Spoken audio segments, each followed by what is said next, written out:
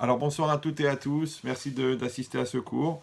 Je rappelle que ce cours a été sponsorisé, qu'il est consacré Leilou Nishmato pour l'élévation de l'âme de Marc Mordechai Ben Irene Rina, qu'Akadosh Baruch Hu élève sa neshama parmi les tzadikim d'Israël. Donc vous comprenez bien que c'est pas simplement le fait de donner le cours et le fait d'écouter le cours, c'est aussi toute la route que ça va provoquer chez vous, ce que vous allez prendre sur vous. Tout ça, Bezrat Hashem, ça sera pour Leilou Nishmato, pour l'élévation de son âme. Alors on va lire la paracha de Shemot ce Shabbat. Et vous savez que cette paracha, elle commence à parler de l'esclavage d'Égypte. Donc il y a une question qui est posée par les commentateurs, c'est comment c'est possible que les Bnei Israël, vous savez qui étaient donc les frères de Yosef, et Yosef c'était le vice-roi d'Égypte, donc imaginez maintenant les frères de Yosef, c'était un peu la noblesse d'Égypte, ils avaient des avantages extraordinaires. D'un seul coup, la Torah nous raconte qu'ils étaient esclaves et qu'ils étaient fouettés, et qu'ils travaillaient toute la journée, et on les maltraitait, qu'ils sont passés dans un niveau pratiquement de camp de la mort. Ouais, et que c'est plusieurs générations, c'est des gens qui sont nés esclaves et qui sont morts esclaves. Donc comment arriver à comprendre que d'un état comme ça d'hommes libres, et en plus de haut niveau, de noblesse, d'un seul coup ils se sont retrouvés, enfin d'un seul coup, ils se sont retrouvés finalement à être des esclaves. Donc ça, qu'on va essayer de réfléchir, c'est le principe de l'adaptation. D'accord? Comment ils ont pu arriver à un niveau pareil? Surtout qu'on sait que la valeur d'un juif en Égypte, elle valait rien du tout, puisque quand ils avaient un quota de briques à fabriquer chaque jour, et quand il manquait des briques, alors ils disaient, s'il manquait des briques dans le mur, bah, vous mettez des bébés juifs à la place. Donc imagine le niveau d'horreur qui avait été atteint. Donc ça veut dire qu'entre guillemets, le juif, il valait sa valeur en terre. D'accord? Il arrive à un niveau de Homer, vraiment dans sa définition la plus pure. Alors comment c'est possible? Comment ils ont pu s'adapter à un changement pareil? Et on comprend bien que le changement, il est physique, parce que d'un jour à l'autre, de prendre des coups de fouet, ouais. Et puis un changement aussi moral, c'est-à-dire d'accepter l'idée même en soi de devenir esclave, et puis intellectuel aussi, c'est-à-dire que toutes ces différences, elles vont nous aider à comprendre qu'est-ce qui s'est passé.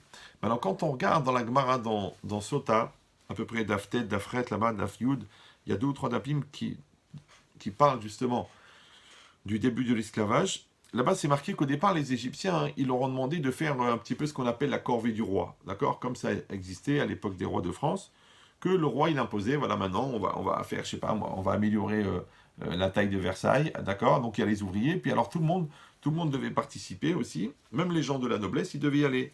Donc, Pharaon, il a dit, voilà, maintenant, à partir de maintenant, on va faire des travaux, et puis ils ont demandé à tout le monde de venir. Donc, les juifs et les non-juifs, ils ont commencé à participer à la, à la corvée du roi.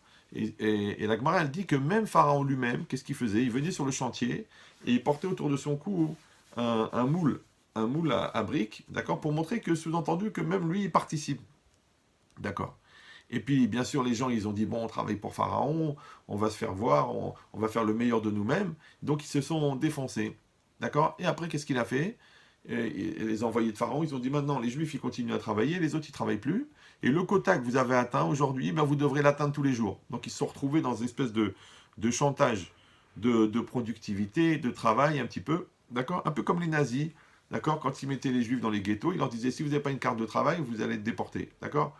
Alors, il fallait qu'ils trouvent une carte de travail. Après, ceux qui travaillaient, il leur disait, bon, vous avez plus de chances de vous en sortir que les autres, mais il faut tel et tel et payer tant et tant. Donc, les gens étaient pris dans un engrenage en fin de compte, de travail qui les obligeait à. Et de la même manière, là-bas aussi, justement, il y avait un chef de la propagande, je crois que c'était Goebbels, d'accord, propagande nazie, et lui, il avait fait un travail depuis déjà 1929 et tout ça, que étape par étape, en fait, il a fait rentrer dans les mentalités que le juif c'est une race différente, que c'est une race inférieure. Après, ils ont sorti les lois spéciales pour juifs, les lois de Nuremberg, d'accord, qu'il n'a pas le droit de se marier avec un tel, qu'il ne doit pas faire ce travail-là, qu'il ne doit pas faire ça. Après, eh ben, ils les ont maltraités dans la rue, et les gens se sont habitués. Après, eh ben, ils les ont sortis des écoles publiques. Après, ils ont interdit certaines professions. Après, ils ont créé un quartier spécial, le ghetto. Après, ils les ont mis dans le ghetto. Et après, ils les ont déportés. Mais ça veut dire quoi? Ça veut dire qu'ils ne sont pas venus directement comme ça tuer les gens dans la rue. Non, petit à petit, petit à petit, petit à petit. Alors ça s'appelle l'adaptation. C'est-à-dire que tout le principe de la propagande, c'est d'arriver à faire qu'un monsieur qui était ton médecin pendant des années, qui était ton banquier, qui était ton instituteur, peut-être même qui était ton ami, peut-être ton voisin, eh ben, tu vas voir qu'on le maltraite et tu vas dire, bon écoute, c'est normal, c'est un juif, écoute, c'est un juif, c'est une race pourrie, d'accord? C'est-à-dire que comment on a réussi à faire rentrer dans la tête des gens que l'anormal devient normal. L'anormal, ça veut dire qu'on enlève le caractère humain de la personne, qu'elle devient de la famine, qu'elle devient d'époux, d'accord? Encore une fois, ça s'est pas fait en un jour, ça s'est fait étape par étape. Et ben, toute la logique de la propagande, c'est ça. C'est réussir à trouver, en vérité, quelle est la mesure exacte qui peut faire qu'on peut faire aller la personne vers une tendance, d'accord? Et en même temps la faire changer, mais en même temps que ça aille pas trop vite pour qu'elle s'en rende pas compte, mais que ça aille quand même pour que la personne elle aille. Alors ça, c'est, comme expliqué plusieurs fois, c'est le principe de l'escalier. Quand vous arrivez devant une falaise, d'accord? On vous dit vas-y monte. Mais qu'est-ce que c'est une falaise en vérité? Une falaise, c'est une marche de 30 mètres de haut. D'accord? Maintenant, dans tous les âges, à un moment ou à un autre, les gens ils se sont retrouvés devant des obstacles. Maintenant, un jour, il y a un gars malin, qu'est-ce qu'il a fait? Il a inventé l'escalier.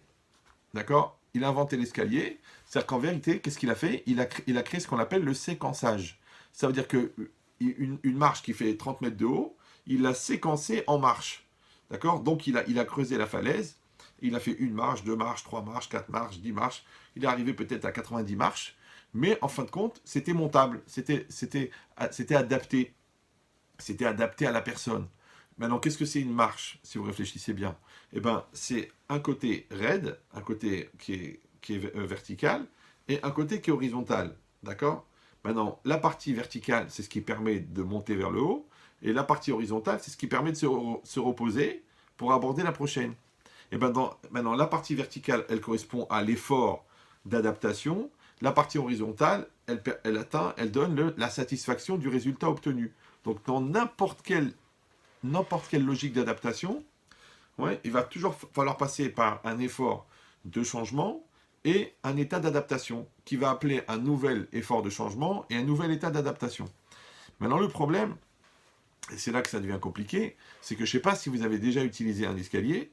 Ouais, je pense que la majorité d'entre vous ont déjà utilisé un escalier. C'est que quand vous allez dans un immeuble et que vous prenez l'escalier pour monter, il n'y a pas deux escaliers. Un escalier pour monter, un escalier pour descendre. C'est le même escalier, d'accord?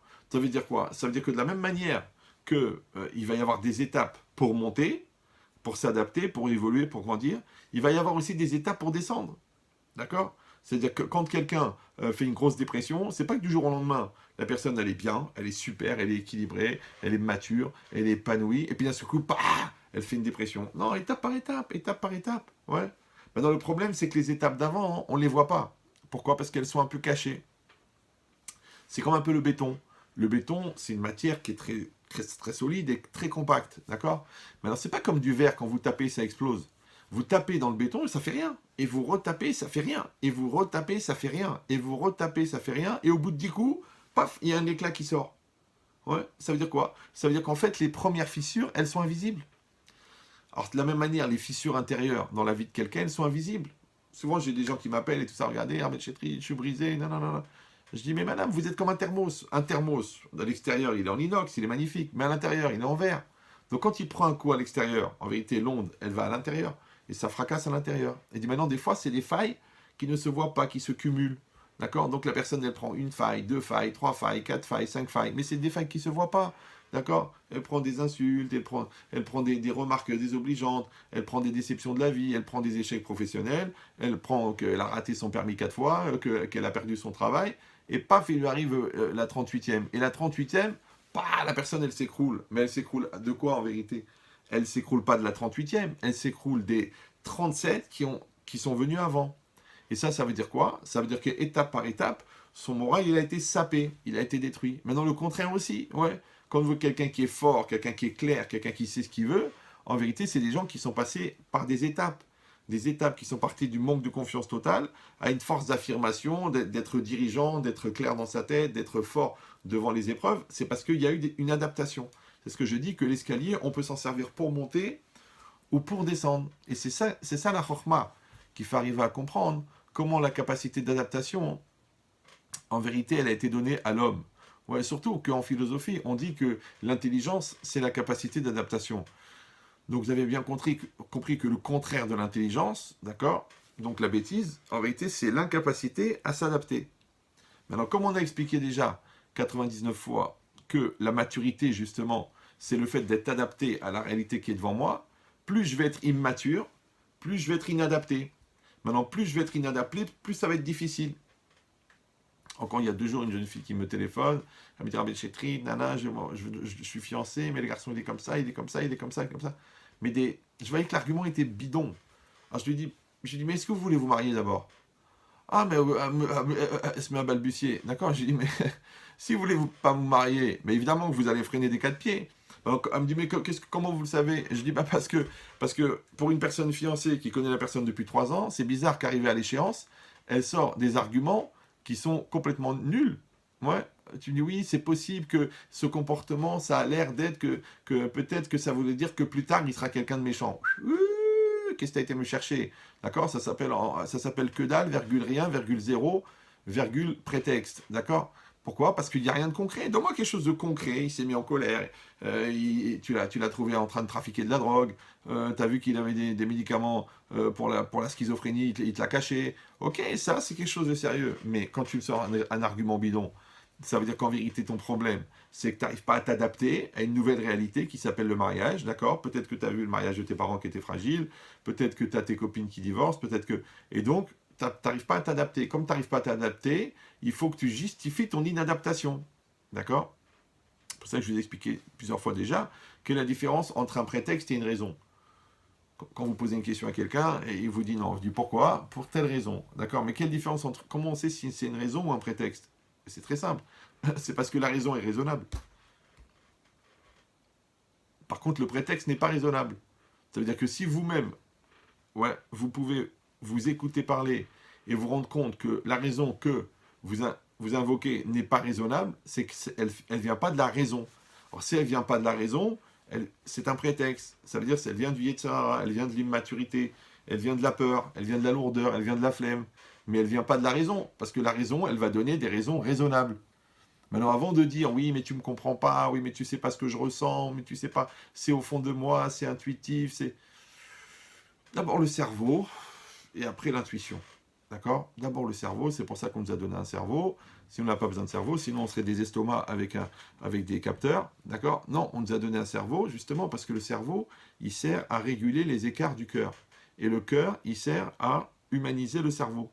Si on n'était qu'un cerveau, on serait dangereux. D'accord? On serait des gestionnaires, on serait des ordinateurs. On est des êtres humains. C'est quoi un être humain? C'est l'équilibre entre le chesed et le din. C'est pour ça que le modèle de l'homme, c'est Yaakov. Et Yaakov, c'est quoi? C'est Emet. Et Emet, c'est quoi? C'est l'équilibre entre chesed et din. Le chesed de Abraham, de la bonté d'Abraham, et le din, la rigueur de Yitzhak. Donc c'est comme si Yitzhak, ça correspond à l'intellect, qui est très rigoureux, et Abraham, ça correspond à la générosité, qui elle est très cool. Ouais, ça existe même dans la pensée profane. Ouais, le cœur a ses raisons que la raison ne connaît pas. Ok, c'est 2 systèmes. Il y a 2 systèmes qui s'opposent. Ou le Messie Téchar, il me dit Adam, Chovshi bedimiono veasur bemuskalo. Un homme, il est libre, il est enfermé dans son cerveau et libre dans son cœur, dans son imagination. Ça veut dire que le mode de fonctionnement du cerveau, il est très très rigoureux, il est structurant, d'accord? Donc il peut être anxiogène pour les gens qui fuient la structure, qui vivent la structure comme une limite, automatiquement ils vont mal vivre la réflexion. C'est pour ça que les gens qui ne veulent pas réfléchir, quand tu les mets en situation de réfléchir, ils disent moi tu m'angoisses, tu me prends la tête, tu me stresses.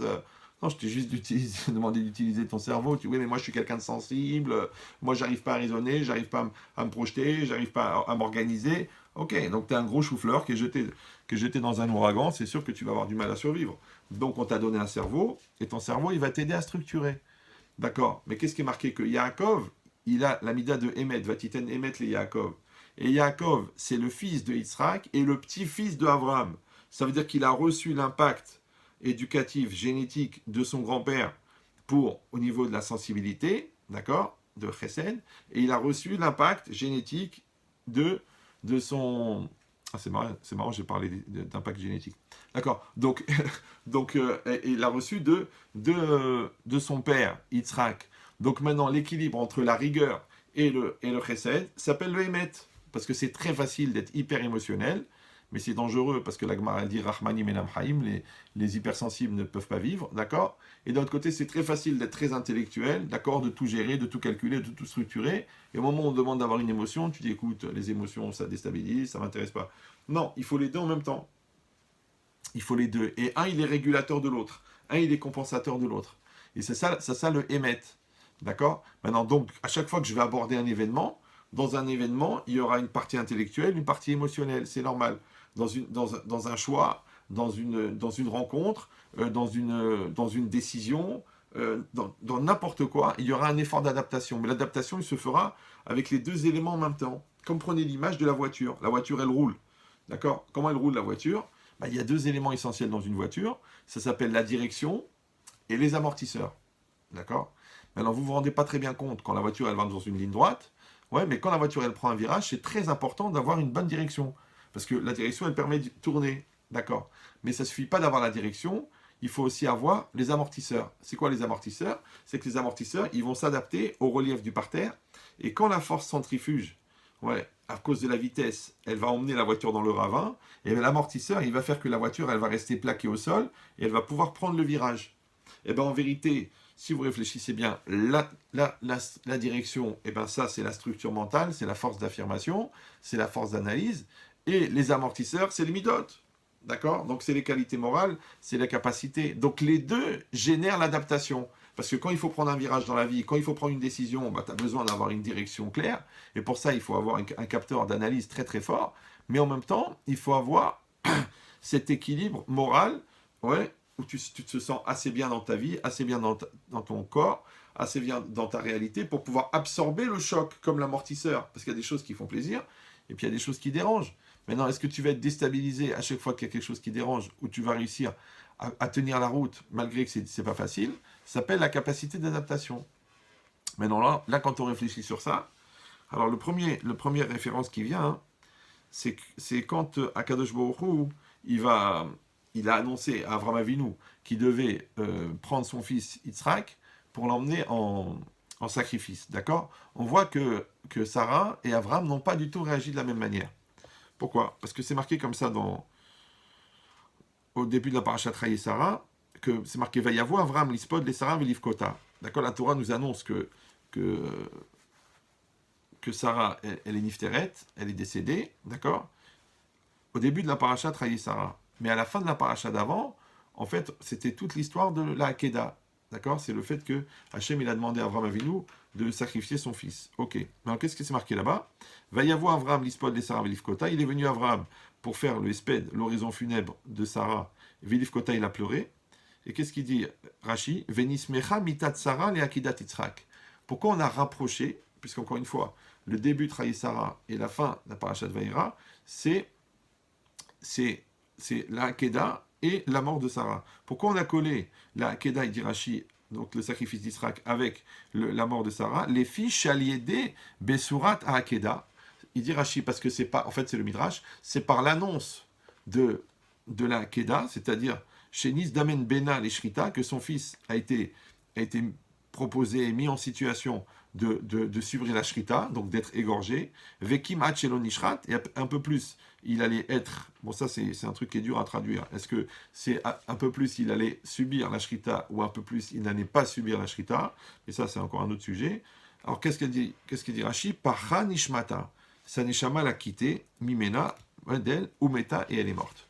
Donc, ça veut dire quoi? Ça veut dire que Sarah, elle est décédée à l'annonce du fait que son fils avait failli être égorgé, ok, sacrifié. Et le Targum Yonatan, là-bas, il dit aussi, chez Allah Satan Vesiper les Sarah, chez Avraham Shachat et Yitzhak. Le Satan, le Yitzhak, qu'est-ce qu'il a fait? Il a été chez Sarah, et enfin, il s'est mis sous la forme comme ça d'un bédouin, il dit le Midrash, et il a raconté à Sarah que Avraham, il avait tué Yitzhak. Ouais, maintenant, quand lui, il a dit Veshachat, ça veut dire il a égorgé. Il n'a pas dit qu'il était mort. Mais elle, évidemment, elle a fait une association égorgé et mort. Ouais, Vemeta Mirov Tsahar, elle est morte à cause de la souffrance. Et comment ça se fait qu'Avram Avinu, ouais, lui, quand Hachem lui a demandé d'aller faire la Keda, il n'a pas souffert. Au contraire, il a accepté, et puis il a été, entre guillemets, un peu froidement, il a pris son fils, il a été à 100% dans une émouna incroyable pour aller accomplir le commandement de Dieu. Alors regardez ce qui est marqué. Vayomer, quand Hachem il a annoncé à Abraham, il lui a dit Vayomer karna et bincha. Quand il lui a annoncé qu'il fallait qu'il sacrifie son fils, il lui a dit karna et bincha et yechidecha, asher afta et Yitzhak. Il a dit prends, je t'en prie, ton fils, ton unique, que tu aimes, Yitzhak. D'accord? Ça, c'est le passouk dans Bereshit Kavbet. Alors, il dit Rashi, il a dit et bincha, ton fils. Pourquoi? Quand il a dit ça, alors Abraham il a dit Shne banim yeshli, j'ai deux garçons, parce qu'il avait Yitzhak et Ishmaël. Il a dit et yechidecha, ton unique. Amarlo, ze yachid leimo, ve ze yachid leimo. Ouais, c'est vrai, Ishmaël, il était fils unique de Agar, et Yitzhak était fils unique de Sarah. Donc il dit yechide quoi, c'est quoi? Yechidecha, ton unique. Voilà, les deux ils sont fils uniques. Asher Ahavta, que tu aimes. Alors Abraham il a dit Amarlo et Shneem ani oev, les deux je les aime. C'est vrai, Abraham il aimait Ishmaël, il aimait Yitzhak. Alors à ce moment-là il a dit et Yitzhak, d'accord? Et Rashi il dit Velama lo gila lo mitrila. Pourquoi depuis le départ il n'a pas dit prends Yitzhak et sacrifie-le? Shelo le arvevo pitom. Ouais, pour pas le mélanger pitom de manière soudaine. Vetazuar darto ala vetitaref. Ouais, parce qu'il aurait été choqué et il serait devenu fou. D'accord? Ça veut dire quoi? Ça veut dire qu'en vérité, la différence, c'est que Abraham, on lui a annoncé étape par étape, donc il a eu le temps de s'adapter, d'accord? Alors que Yitzhak, lui, que Sarah, on lui a annoncé d'un seul coup. Ouais, c'est comme malheureusement, quand quelqu'un décède d'une longue maladie, c'est vrai que c'est horrible, c'est vrai que c'est difficile, mais quelque part, la famille, elle a eu le temps de s'habituer. Mais quand moi j'ai eu des cas où des jeunes, des parents qui ont perdu un enfant jeune, bon, le jeune, 25 ans, beau, fringant, extraordinaire, sympathique, il a été acheter des cigarettes, il est parvenu. Après, c'est la police qui téléphone, vous êtes les parents de un tel, il a eu un accident, et là, ça fait un vrai choc. Pourquoi? Parce que la personne, elle n'a pas eu le temps de s'adapter. Qui c'est qui va imaginer, un jeune de 25 ans? Bon, mais quelqu'un qui a 94 ans et qui est en longue maladie et que ça fait déjà 3 ans que les médecins disent, vous savez, on ne peut plus diagnostiquer, c'est difficile, il vaut mieux le garder à la maison, je ne pense pas que la chimio va marcher, d'accord? Donc mentalement, quelque part, on est préparé à l'idée, parce qu'il dit tous dans 50-50, les résultats ne sont pas très bons. Donc ça veut dire qu'en vérité, on a eu l'opportunité de s'adapter à la situation. Alors que Sarah, elle n'a pas eu le temps, ouais, parce que le Satan, il est venu comme ça, il lui a dit, Abraham, il a fait la shrita de Yitzhak, bah, elle a vu ça, elle est morte, ouais. Sous-entendu, alors qu'on sait que la Madriga, le niveau spirituel de Sarah était plus haut que celui d'Abraham. Ouais, alors comment c'est possible qu'elle n'a pas survécu? Elle a dit parce que, à un, il a préparé, il a dit étape par étape, l'autre, non. Maintenant, si c'est ça, hein, ça veut dire que nous aussi, on a bien compris qu'on doit se débrouiller pour vivre les événements étape par étape, si on veut s'adapter. D'accord? C'est pour ça qu'on dit toujours Ezeu Chacham Aroet Anolad, qui est le sage, celui qui voit l'avenir. Ouais, c'est un peu comme aux échecs, tu vas avoir 2, 3, 4, 5 coups d'avance. D'accord? Maintenant, celui qui a 5 coups d'avance n'a pas de surprise. Dans n'importe quel domaine. Quelqu'un il veut faire un business. Pourquoi on te dit qu'il faut faire un business plan? Il faut établir les étapes, il faut te préparer aux différents obstacles, il faut te préparer mentalement au choc qu'il peut y avoir avec la banque, avec le refus, avec le client, avec le fournisseur. Pourquoi? Parce qu'en vérité, plus tu anticipes, moins il y a de surprises. Moins il y a de surprises, moins il y a de chocs. Le contraire, si tu n'anticipes pas, tu prends un choc, 2 chocs, 3 chocs, paf, comme le chaos. Ouais, le boxeur, il prend des coups, d'accord? Donc il se protège, paf, il prend un coup sur le côté de la tête. Bon, il a un petit peu de truc, un deuxième, paf, il a un petit peu, hop, et hop, le troisième, il percute, tac, chaos. Ouais, le gars, il tombe, bam. Ouais, pourquoi? Parce que qu'est-ce qui fait le point? Il tape dans la tête, il y a un choc dans la boîte crânienne, le cerveau, il est déstabilisé, et le gars, il s'évanouit. Donc ça veut dire quoi? Ça veut dire que, réfléchis maintenant, de la même manière qu'il existe des coups de poing sur le ring, il existe aussi des coups de poing dans la vie. Ouais. Et il y a des souffrances, il y a des chocs, il y a des malaises, il y a des peurs, il y a des stress, il y a des gens qui ont subi des choses incroyables. Ouais. Et il y a des gens qui s'en relèvent et qui se battent et qui réussissent. Et il y a des gens, ils s'en relèvent pas. Ils font 17 ans de dépression parce qu'il y a eu une agression sexuelle quand la personne elle était jeune, une grosse déception quand elle a découvert que son mari l'a trompé, l'autre il a été spolié par son beau-frère de 10 millions d'euros, depuis ce jour-là il n'arrive plus à travailler. Il y en a qui ont été complètement choqués par le départ d'Algérie, du Maroc, de Tunisie. Ils sont arrivés en France, ils n'ont rien fait pendant des années. Pourquoi en vérité? On dit parce qu'ils n'ont pas réussi à se relever. En vérité, ils n'ont pas réussi à s'adapter. D'accord? Combien aussi des enfants que leurs parents ils font l'ALIA et que l'enfant il refuse l'ALIA? ouais, eh ben, ils rentrent pas dans le système, ils rentrent pas dans la langue, ils rentrent pas dans la scolarité, ils le vivent très mal, et ils se mettent à bégayer, après ils ont des problèmes, ils disent, ouais, il est dyslexique, il est pas concentré. Mais en réalité, il veut pas. Ouais, c'est comme si toi je te parle, tu veux pas m'écouter, je veux pas t'écouter, je veux pas. Allez, je t'en prie, arrange-toi avec ta femme, elle est sympathique, ça vaut la peine, faites-le pour les enfants, j'ai pas envie, je veux pas, je veux rien écouter. Donc, quand tu te refuses de t'adapter, automatiquement, tu es de moins en moins adapté. Après, tu tombes des nouilles. Ouais, il paraît que ma femme, elle m'a trompé. Mais comment elle t'a trompé, bah, ça fait 6 mois et demi qu'on te dit qu'il faut que tu lui parles, il faut que tu t'occupes d'elle. Ça fait 5 ans, 5 ans qu'elle t'attend. Ça fait 17 ans que ton mari, il attend que tu bouges. Donc, les gens, en vérité, dans un refus d'adaptation, un refus de travail pour évoluer, d'accord. Moi, les gens, ils viennent chez moi. Mais moi, ils viennent chez moi toujours quand tout est foutu. Ouais, voilà, on est chez l'avocat, je donne le guet demain, qu'est-ce que vous pouvez faire? Bah, demain, je dis, mais ça fait combien de temps que vous êtes mariés? 17 ans. Ah bon, ça fait combien de temps que ça va pas bien? 6 ans. 6 ans que ça va pas bien et vous venez maintenant? 8 ans que le petit il est avec la Goya et vous venez maintenant? Ouais. 14 ans il est enfermé dans sa chambre et vous venez maintenant? 17 ans qu'il pleure toute la journée, vous venez maintenant? Je dis, mais attendez, mais qu'est-ce que vous voulez que je fasse? Un miracle? Oui, mais Rav, on sait que vous avez des capacités. Je dis, ok, j'ai une solution pour vous. Allez, répétez après moi. Itgadal, Vitkadash, Shemeraba. Mais qu'est-ce que tu veux que je fasse? Sois un peu malin. Tout à l'heure, j'ai envoyé un message sur Facebook. J'ai dit arrêtez de me harceler à me demander des rendez-vous pour les couples. Soyez malin, ouais, de faire le travail, même quand ça va bien. Quand ça va bien, il y a des outils, il y a le pack Shalom Bayit, il y a des conférences, il y a la chaîne YouTube, il y a des playlists, il y a des thérapeutes, il y a tout ce qu'il faut, mais faites le travail quand ça va bien. Non, les gens, ils attendent que ça va pas bien, ça va plus bien, qu'en fin de compte, l'autre n'a plus la capacité d'adaptation, l'autre n'a plus la capacité de remise en cause, ou que soi-même, on n'a plus cette capacité, et là, ils demandent qu'est-ce que la Torah elle a prévu, qu'est-ce qu'on peut faire. Je dis, mais il faut être un petit peu réaliste, d'accord? Comme je vous ai expliqué 1 million de fois que moi, j'avais tellement peur de rater mon mariage qu'à l'âge de 14 ans, j'ai commencé à réfléchir. Parce que j'avais peur à 20 ans d'être un brel. Bien que je ne m'appelais pas Jacques, d'accord. Alors quand je vois des gens à 38 ans qui se demandent est-ce que je suis marié avec la bonne, est-ce que j'ai fait ce qu'il fallait, est-ce que j'ai pas fait une erreur, est-ce que je l'aime vraiment, je dis ah bon, ça veut dire quoi? Ça veut dire à 38 ans tu te réveilles. Donc ça fait quoi? Tu te maries depuis l'âge de 20 ans, ça fait 18 ans que tu es dans le coma, 18 ans que tu es dans l'inadaptation. Non, il faut savoir une chose, l'homme s'adapte. L'homme s'adapte, ouais. Il y a des gens qui ont survécu au camp de la mort, il y en a qui ont dépassé leur cancer, il y en a qui ont fait 3 fois un dépôt de bilan, ils ont tout perdu, ils ont tout gagné, c'est des gens qui ont des milliards. Il y a des gens qui ont sauvé leur famille alors qu'ils étaient au bord de l'explosion. Il y a des gens qui ont sauvé leur fils alors il était jeté dans la drogue. Donc on peut s'adapter à tout. Mais la question, elle est-ce qu'on est dans une volonté d'adaptation ou le contraire? Maintenant, si moi je nourris le gars en moi qui veut s'en sortir, ça va aller. Mais si moi je nourris le gars qui veut pas s'en sortir, mais ça marche puisque tu vois que ça va pas.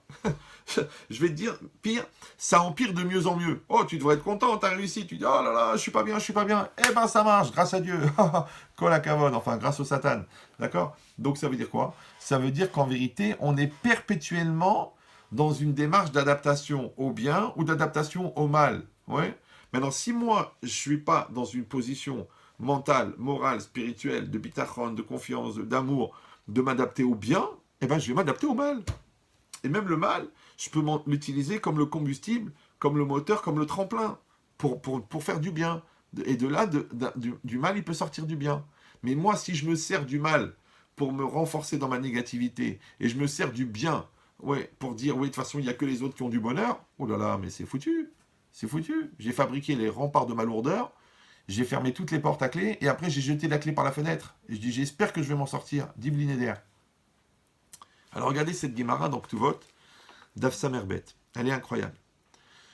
Bema assez des Rabbi Hakinai. Rabbi Hanina ben Hakinai. Ouais, c'est une histoire qui s'est passée avec Rabbi Hanina, fils de Hakinai. Chez Gila les Berav, l'Ilmot Torah Yud Gimel Shanim. Bon, qu'il s'est exilé à la Yeshiva pour étudier pendant 13 ans. D'accord? Aujourd'hui, quand un mari il va 2 soirs par semaine étudier, la femme, elle dit je demande le divorce. Lui, le gars, il est parti 13 ans. Je ne sais pas si vous voyez un peu l'histoire. Il est parti 13 ans. D'accord, il a dit à sa femme, écoute mon amour, je suis un ignorant, je veux apprendre la Torah, je veux savoir. Il est parti de chez lui 13 ans. Ok. Et maintenant, c'est pas comme aujourd'hui, il y a le téléphone, il y a le Snapchat, il n'y avait rien à l'époque. Hein. Le gars, il partait. Hein.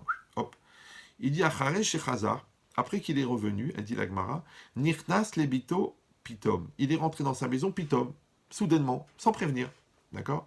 Ve'aita ishto shekura be'avodat habayit. Et sa femme, elle était complètement concentrée dans le travail de la maison. D'accord? Imagine, elle est en train de, je sais pas, de faire le ménage ou de préparer le Shabbat, ou elle est en train de trier les épices. D'accord? Elle était à 100%, la tête entière dans ce qu'elle est en train de faire. Et lui, il est arrivé comme ça dans la salle à manger, genre par surprise, pour lui faire la surprise. Surprise, surprise, mais il n'a rien dit, il s'est mis devant elle comme ça. La Gemara, elle dit, regardez, c'est violent, hein, j'espère que vous êtes bien mentalement. La Gemara, elle dit, Kevan chez Irima Rocha. Ouais. La Gemara, elle dit, puisqu'elle a levé la tête, Vera Ata Oto, elle l'a vu, Pakaliba, son cœur a sauté comme ça, Vepaha Nishmata, sa neshama l'a quitté. Je ne sais pas si vous me suivez, d'accord? Ça veut dire que Rabbi Hanina, Ben Hakina, il a voulu faire une surprise à sa femme, et la femme, elle est nifteret. Chaz v'shalom lo alenu, simsilenu. Qu'est-ce qu'il dit Rashi? Et là, c'est un Rashi incroyable. Écoutez bien ce Rashi. Il dit, pourquoi est-ce qu'elle est morte? Chez Nidma, les Liba, ouais, parce qu'il est apparu, elle s'est imaginée dans son cœur, Pitom, soudainement, chez Zebaala, que c'était son mari. Lefichach meta, et à cause de ça, elle est morte. La vérité, ce Rashi, il est bizarre. Donc, qu'est-ce qu'on aurait dit, nous? Ouais, quelqu'un, il est en train de faire quelque chose. Il y a quelqu'un qui rentre dans la pièce, sans qu'il s'attende. Qu'est-ce que tu fais? Oh, j'ai eu peur. Pourquoi tu as eu peur? Ben, je suis ton mari, mais je ne savais pas que c'était toi. D'accord? Donc, ça veut dire quoi? C'est que je m'attendais à ce que ça soit pas toi. Et comme je m'attendais à ce que ça soit pas toi, donc j'ai eu peur que ça soit un inconnu, et j'ai eu peur d'être en danger, c'est pour ça que j'ai eu peur. Mais il n'y a pas écrit ça dans Rashi. Rashi, il dit, chez Nidba et Liba, elle s'est imaginée dans son cœur, Pitom, soudainement, chez Zebarala, que c'est son mari. Donc en fait, elle n'est pas morte parce qu'elle a cru que c'était quelqu'un d'autre. Elle est morte parce qu'elle a vu que c'était son mari. Premièrement. Deuxièmement, il n'y a pas écrit qu'elle a vu. Donc si on veut bien lire le Rashi, et là, moi qui ai eu la chance de ne pas faire d'études de psychologie, donc c'est très intéressant, Rashi dit, chez Nidma, les Liba. C'est quoi Nidma?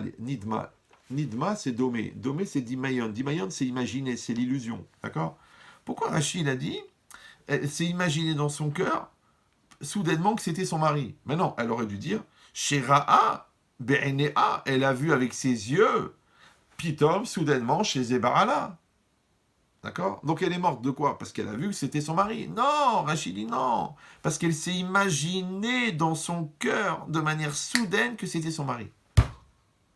Alors ici, il y a un grand chidouche. On aurait pu faire le cours entièrement sur ce Rashi, mais je ne sais pas dans quelle mesure votre soif de finesse, elle est à ce point de supporter un cours d'une heure et demie sur un Rashi. Mais en vérité, c'est écrit un chidouche extraordinaire. C'est écrit ici qu'en vérité, on avait parlé un peu de ça dans le cours sur le rêve, c'est que, en fait, avant de voir quelque chose, d'abord je l'imagine. D'accord? Ça veut dire quoi? Ça veut dire que mon cerveau, il fabrique l'image de ce que je vois, entre guillemets, avant que je le vois. Par exemple. C'est comme si vous êtes assis, d'accord? Et puis, vous entendez des pas dans l'escalier. Et les pas, ils sont pesants. Et vous reconnaissez le pas de votre papa. Donc, vous savez que c'est votre père qui est en train de monter l'escalier. Donc, pour vous, c'est votre père donc, qui va apparaître dans le cadre de la porte. Ah, papa, c'est bien, j'avais reconnu le son de tes pas. Ah, manque de peau, c'est la bonne, elle fait 120 kilos. Ouais, donc qu'est-ce que tu as fait, toi? Tu as fabriqué l'image de ton père qui montait. C'est pareil. Le gars, il entend des talons, d'accord? Il est assis à son bureau, et puis le parterre, il est en carrelage, il entend des talons.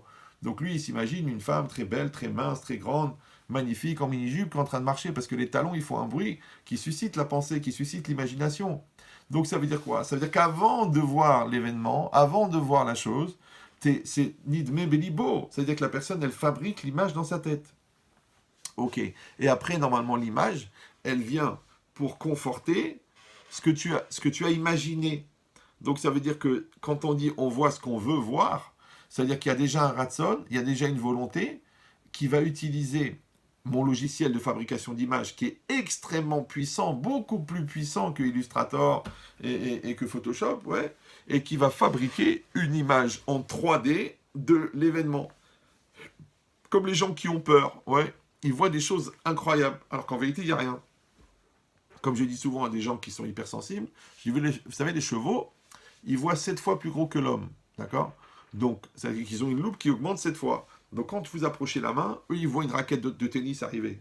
Ouais. Bah, c'est pareil. Par exemple, la personne qui a peur de se tromper dans son chidour, elle va voir les défauts 7 fois plus forts. Par contre, les qualités, elle va les voir 7 fois plus petites. D'accord. Celle qui n'aime pas sa belle-sœur, elle va dire, ah bah tu vois, elle a fait exprès de ne pas venir à la bar mitzvah. Tu dis, mais non, ce jour-là, elle a fait un AVC. Ouais, ouais, c'est facile, hein, toujours d'inventer des raisons, c'est parce que c'est ta sœur. Non, mais je te dis qu'elle a fait un AVC. D'accord. Donc pourquoi? Parce que ton filtre à négation, il va rendre les choses différentes.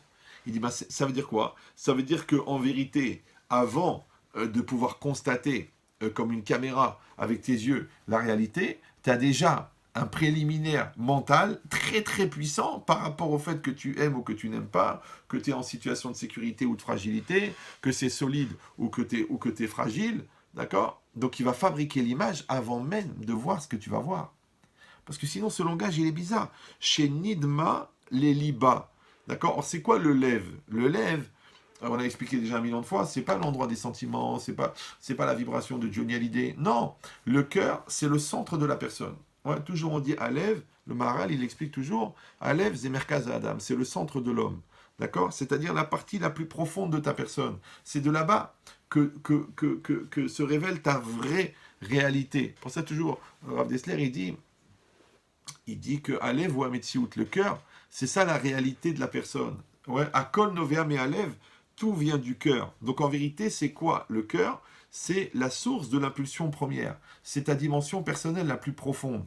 Et c'est là-bas que tu prends tes décisions, c'est là-bas que tu fixes ta réalité, c'est là-bas que tu inscris, d'accord, l'influence aussi des choses, c'est là-bas que tu vas faire rentrer l'amour de ta femme, l'amour de ton mari, l'amour de tes enfants, ta croyance, ta puissance, ton intériorité, tout ce que tu as, ça s'inscrit à l'intérieur de ta médecine qui elle-même est dans ton cœur. Donc vous avez compris que c'est la partie la plus profonde qui est en toi. Pour ça que le Maharal de Prague, il dit toujours que l'homme ressemble à un cercle, d'accord? Et le point central du cercle, là où il y avait la pointe du compas, c'est l'intériorité de la personne. Maintenant, tout ce que je vais vivre dans le périphérique, d'accord, donc dans le périmètre du cercle, ça va aller s'inscrire dans le centre du cercle, et tout ce que je contiens dans le centre du cercle, ça va aller s'exprimer à travers les différents périphériques, c'est-à-dire à travers le périmètre du cercle. Ok. C'est-à-dire que là, je parle, par exemple, je dis ce que je pense, je dis ce que je ressens, je dis ce que je comprends, je dis ce que je veux vous enseigner.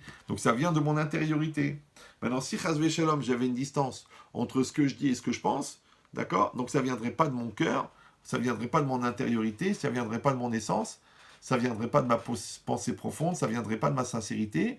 Eh ben, vous seriez moins écouté, vous direz, bon, on le sent pas trop, il dit n'importe quoi, il dit ça tient pas la route son histoire, je sais pas ce qu'il veut, il parle pour faire un discours, il joue le ballon, le joue le match. Il dit c'est très très important qu'il y ait un lien direct entre le cœur et l'expression. Ça s'appelle piv, velibo shavin. Sa bouche et son cœur, ils sont équivalents. Ouais, ce qu'on appelle la linéarité existentielle. Ok. Donc ça veut dire quoi? Ça veut dire que elle, en vérité, cette femme-là, parce qu'il faut comprendre, la femme de Rabbi Hanina, c'était très très dur pour elle de ne pas avoir son mari avec elle. D'accord? Tous les jours, cette solitude pendant 13 ans. Ok, elle s'est sacrifiée pour la Torah.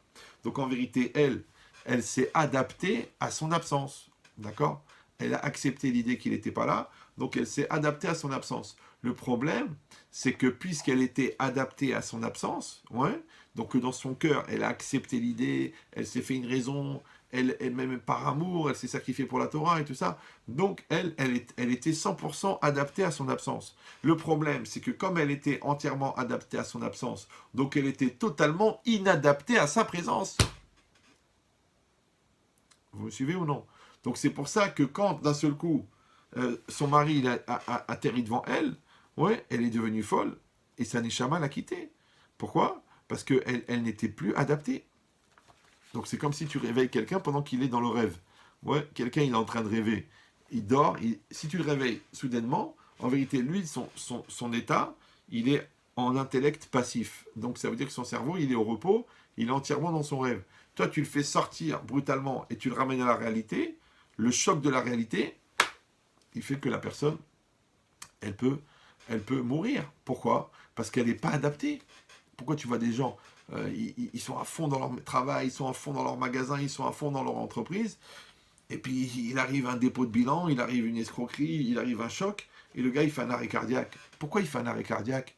Je ne comprends pas comment la comptabilité de la société, elle peut avoir un effet sur le muscle du cœur. En vérité, ce n'est pas le muscle du cœur. C'est vrai que le cœur s'arrête, arrêt cardiaque. Mais qui c'est qui ordonne au cœur de s'arrêter? C'est le cerveau. D'accord? Et le cerveau, lui, il est dirigeant de tout le système. Maintenant, si le cerveau, il était complètement concentré sur la société qu'il a créée et que toute sa société, elle devient le but de sa vie, donc en vérité, quand sa société, elle s'écroule, eh ben le gars, c'est le but de sa vie qui s'écroule, donc il va mourir. C'est pour ça qu'on dit même dans les investissements, il ne faut pas mettre tous les œufs dans le même panier. Ouais, tu mets un peu de business, un peu de bourse, tu mets un petit peu de l'immobilier. Tu mets tout dans l'immobilier, tu coules. Tu mets tout dans le business, tu coules. Tu mets tout dans ta société, tu coules. Donc maintenant au niveau moral, c'est la même chose, d'accord? Tu dois prendre des énergies de ta Torah, tu dois prendre des énergies de ta famille, tu dois prendre des énergies de ton couple, tu dois prendre des énergies de tes amis. Maintenant, quand tu es déçu par des amis, tu peux fonctionner avec ton couple. Quand ton couple il est un peu fragile, tu peux compenser avec ta Torah. Quand ta Torah elle n'est pas très bien parce que tu fais des avérotes, tu te remplis de culpabilité, tu vas compenser avec un ami qui va te dire mais non, ça y est, tu vas t'en sortir, tu vas remonter. Donc vous avez compris qu'est-ce qu'on fait en vérité? On est perpétuellement en train de s'adapter à une réalité qui est changeante. Il dit c'est pour ça que le danger de l'inadaptation, on l'a dit ici, il peut arriver, chas de shalom, jusqu'à la mort. Pourquoi? Parce qu'en fin de compte, c'est un peu comme si quelqu'un, il accepte le mensonge. Ouais? Il s'adapte à un mensonge. Il ment, et il rement, et il ment, et il s'installe dans une situation qui est fausse. En vérité, il n'est plus adapté à la réalité. Il n'est plus adapté à la vérité. Ouais, c'est quand Chazé Shalom, un monsieur qui trompe sa femme, d'accord? Ça, je l'ai entendu 1000 fois, mais toujours, ça me semble bizarre. Pourtant, même au niveau zoologique, ouais, c'est compliqué. Le gars, maintenant, il a trompé sa femme. Ok. Bon, c'est une grosse avéra, Chazé Shalom, Raneno, qu'Hachem nous protège à tous. Ok. Et la femme, elle dit, ouais, tu m'as trompé. Le gars, il nie. Non, c'est faux. Mais elle dit, voilà, j'ai payé un détective 3000 euros. Voilà les photos. Te voilà en train de faire le bisou avec la femme. Voilà la carte bleue que tu as payée pour aller à l'hôtel. Voilà, on a trouvé ton ADN sur les draps du lit. D'accord? Et le gars, il est encore dans le déni. Il dit, non, c'est faux. Tu te fais des idées. T'es folle, t'es malade. Tu dis n'importe quoi. C'est parce que t'es jalouse, parce que t'es dépressive, parce que t'es mal dans ta peau. Maintenant, on réfléchit 2 minutes. Ouais.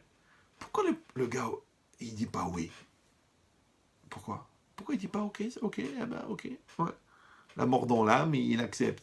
Tu sais pourquoi? Parce qu'il s'est tellement adapté au fait qu'il ne se ferait jamais attraper, que le jour où il se fait attraper, il n'est pas adapté. Donc il est dans le déni. C'est comme un déni de réalité. Ouais, et c'est pareil dans la vie. Les gens, quand ils font une bêtise, d'accord? Tu prends un enfant, il a fait une bêtise. Il a fait une bêtise, d'accord? Il a volé 5 euros dans le porte-monnaie de sa mère. D'accord? Maintenant, les 5 euros, ils étaient spéciaux parce qu'il y avait marqué dessus un numéro de téléphone. Ok. Et on a retrouvé les 5 euros dans sa poche de son jean à l'arrière. D'accord? On les a retrouvés 10 minutes après qu'on s'est rendu compte qu'on avait perdu. Donc on a bien compris que c'est lui qui l'a volé. Ok. Pourquoi le frère, il a été chercher les 5 euros, il les a mis dans sa poche. Donc alors, ok. En plus, on a la caméra qui le montre en train de voler, de fouiller dans le sac de sa mère et de tirer les 5 euros. Ok. Mais la première chose que l'enfant il dit quand tu l'attrapes, la première c'est quoi? C'est pas moi. Première chose, c'est pas moi. D'accord? La deuxième, quand tu arrives à lui prouver que c'est lui qui a volé, qu'est-ce qu'il dit? C'est à cause de toi. C'est à cause de toi. Parce que tu ne me donnes pas d'argent de poche, parce que tu ne me fais pas confiance, parce que tu ne me laisses pas faire ma vie. C'est pour ça que j'étais obligé de voler. Donc c'est à cause de toi. D'accord? Et quand tu lui prouves qu'il avait quand même sa petite partie de culpabilité, qu'est-ce qu'il dit? C'était plus fort que moi. D'accord? Donc ça veut dire que 3 niveaux, 3 fois, il n'est pas responsable. 1, c'est pas moi, déni de réalité. 2, transfert de culpabilité, c'est à cause de toi. 3, c'était plus fort que moi, donc c'est pas moi, c'est une forme à l'intérieur de moi. C'est les Tzara, c'est le Satan, c'est Lucifer qui m'a poussé à. Ok. Donc c'est pas lui, il est jamais lui. Donc lui, il est entièrement absent. D'accord? Maintenant, moi je vous ai dit un enfant, mais vous savez, un enfant de 20 ans, de 30 ans, de 50 ans, de 60 ans, il peut avoir le même type de réaction s'il n'a pas construit sa maturité. Maintenant, je pose la question. Écoutez bien, c'est un peu violent, mais vous êtes des gens intelligents, vous allez comprendre. Pourquoi il a, à 3 niveaux, la personne, un homme ou une femme, moi je dis il parce que je parle de moi, ouais, mais pourquoi à 3 niveaux, la personne, elle n'a pas accepté la culpabilité? Pourquoi? Ouais. Pourquoi? Encore une fois. Premièrement, elle dit c'est pas moi.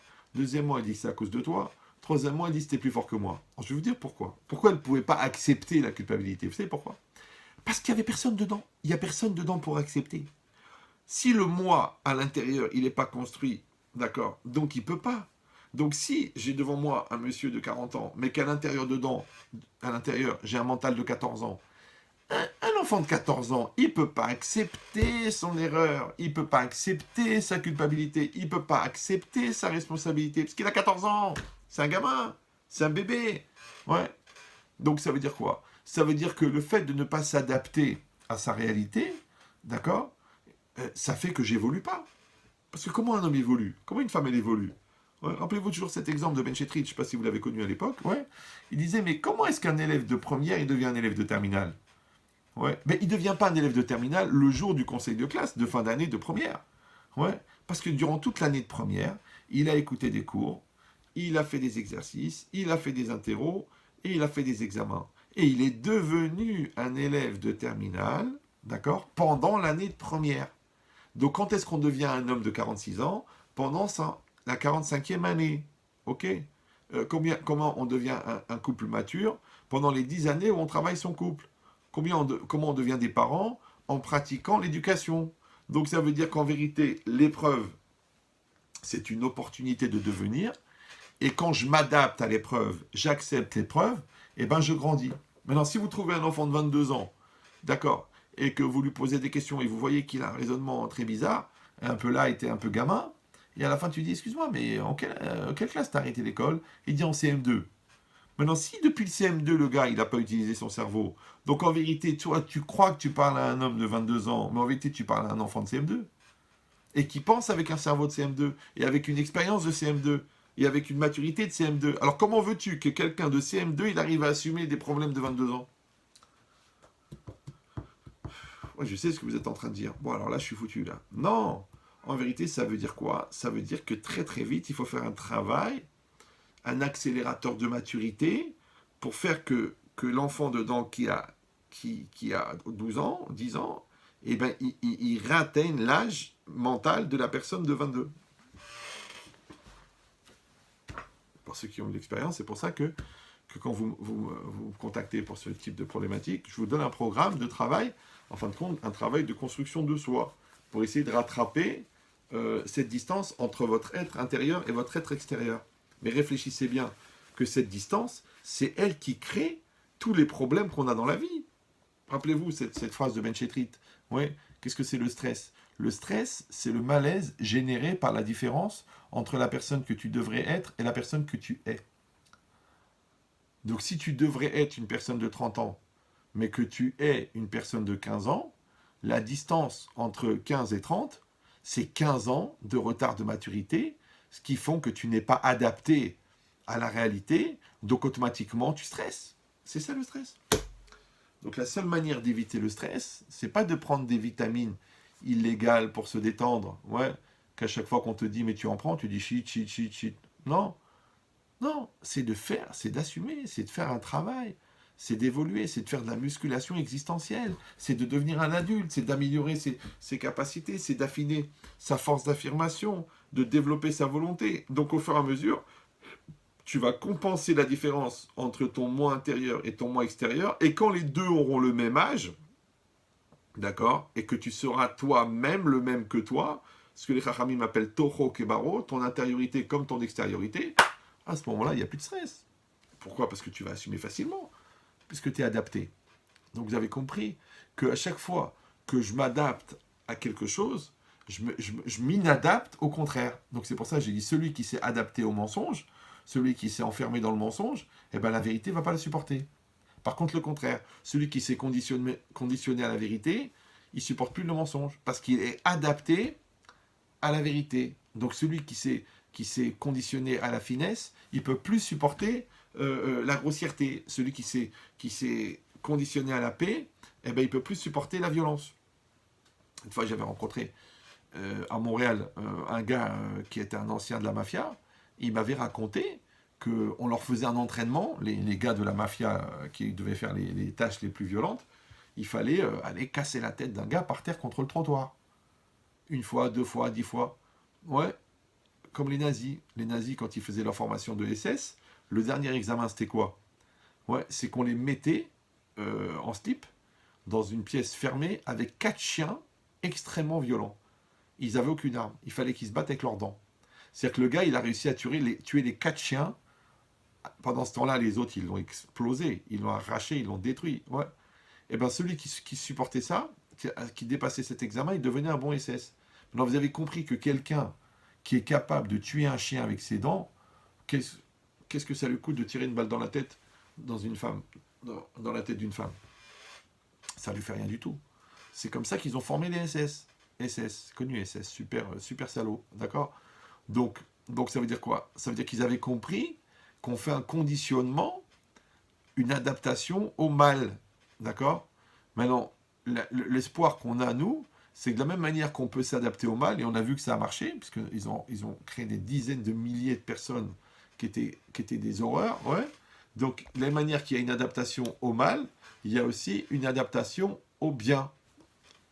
Donc, c'est là qu'il faut avoir l'intelligence de se dire que on peut, étape par étape, devenir quelqu'un de bien, parce qu'on passe par des étapes d'adaptation.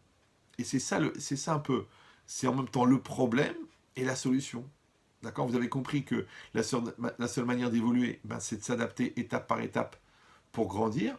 Et malheureusement, l'erreur, c'est le fait qu'on s'adapte justement à ce qui est mauvais, parce qu'on est adapté.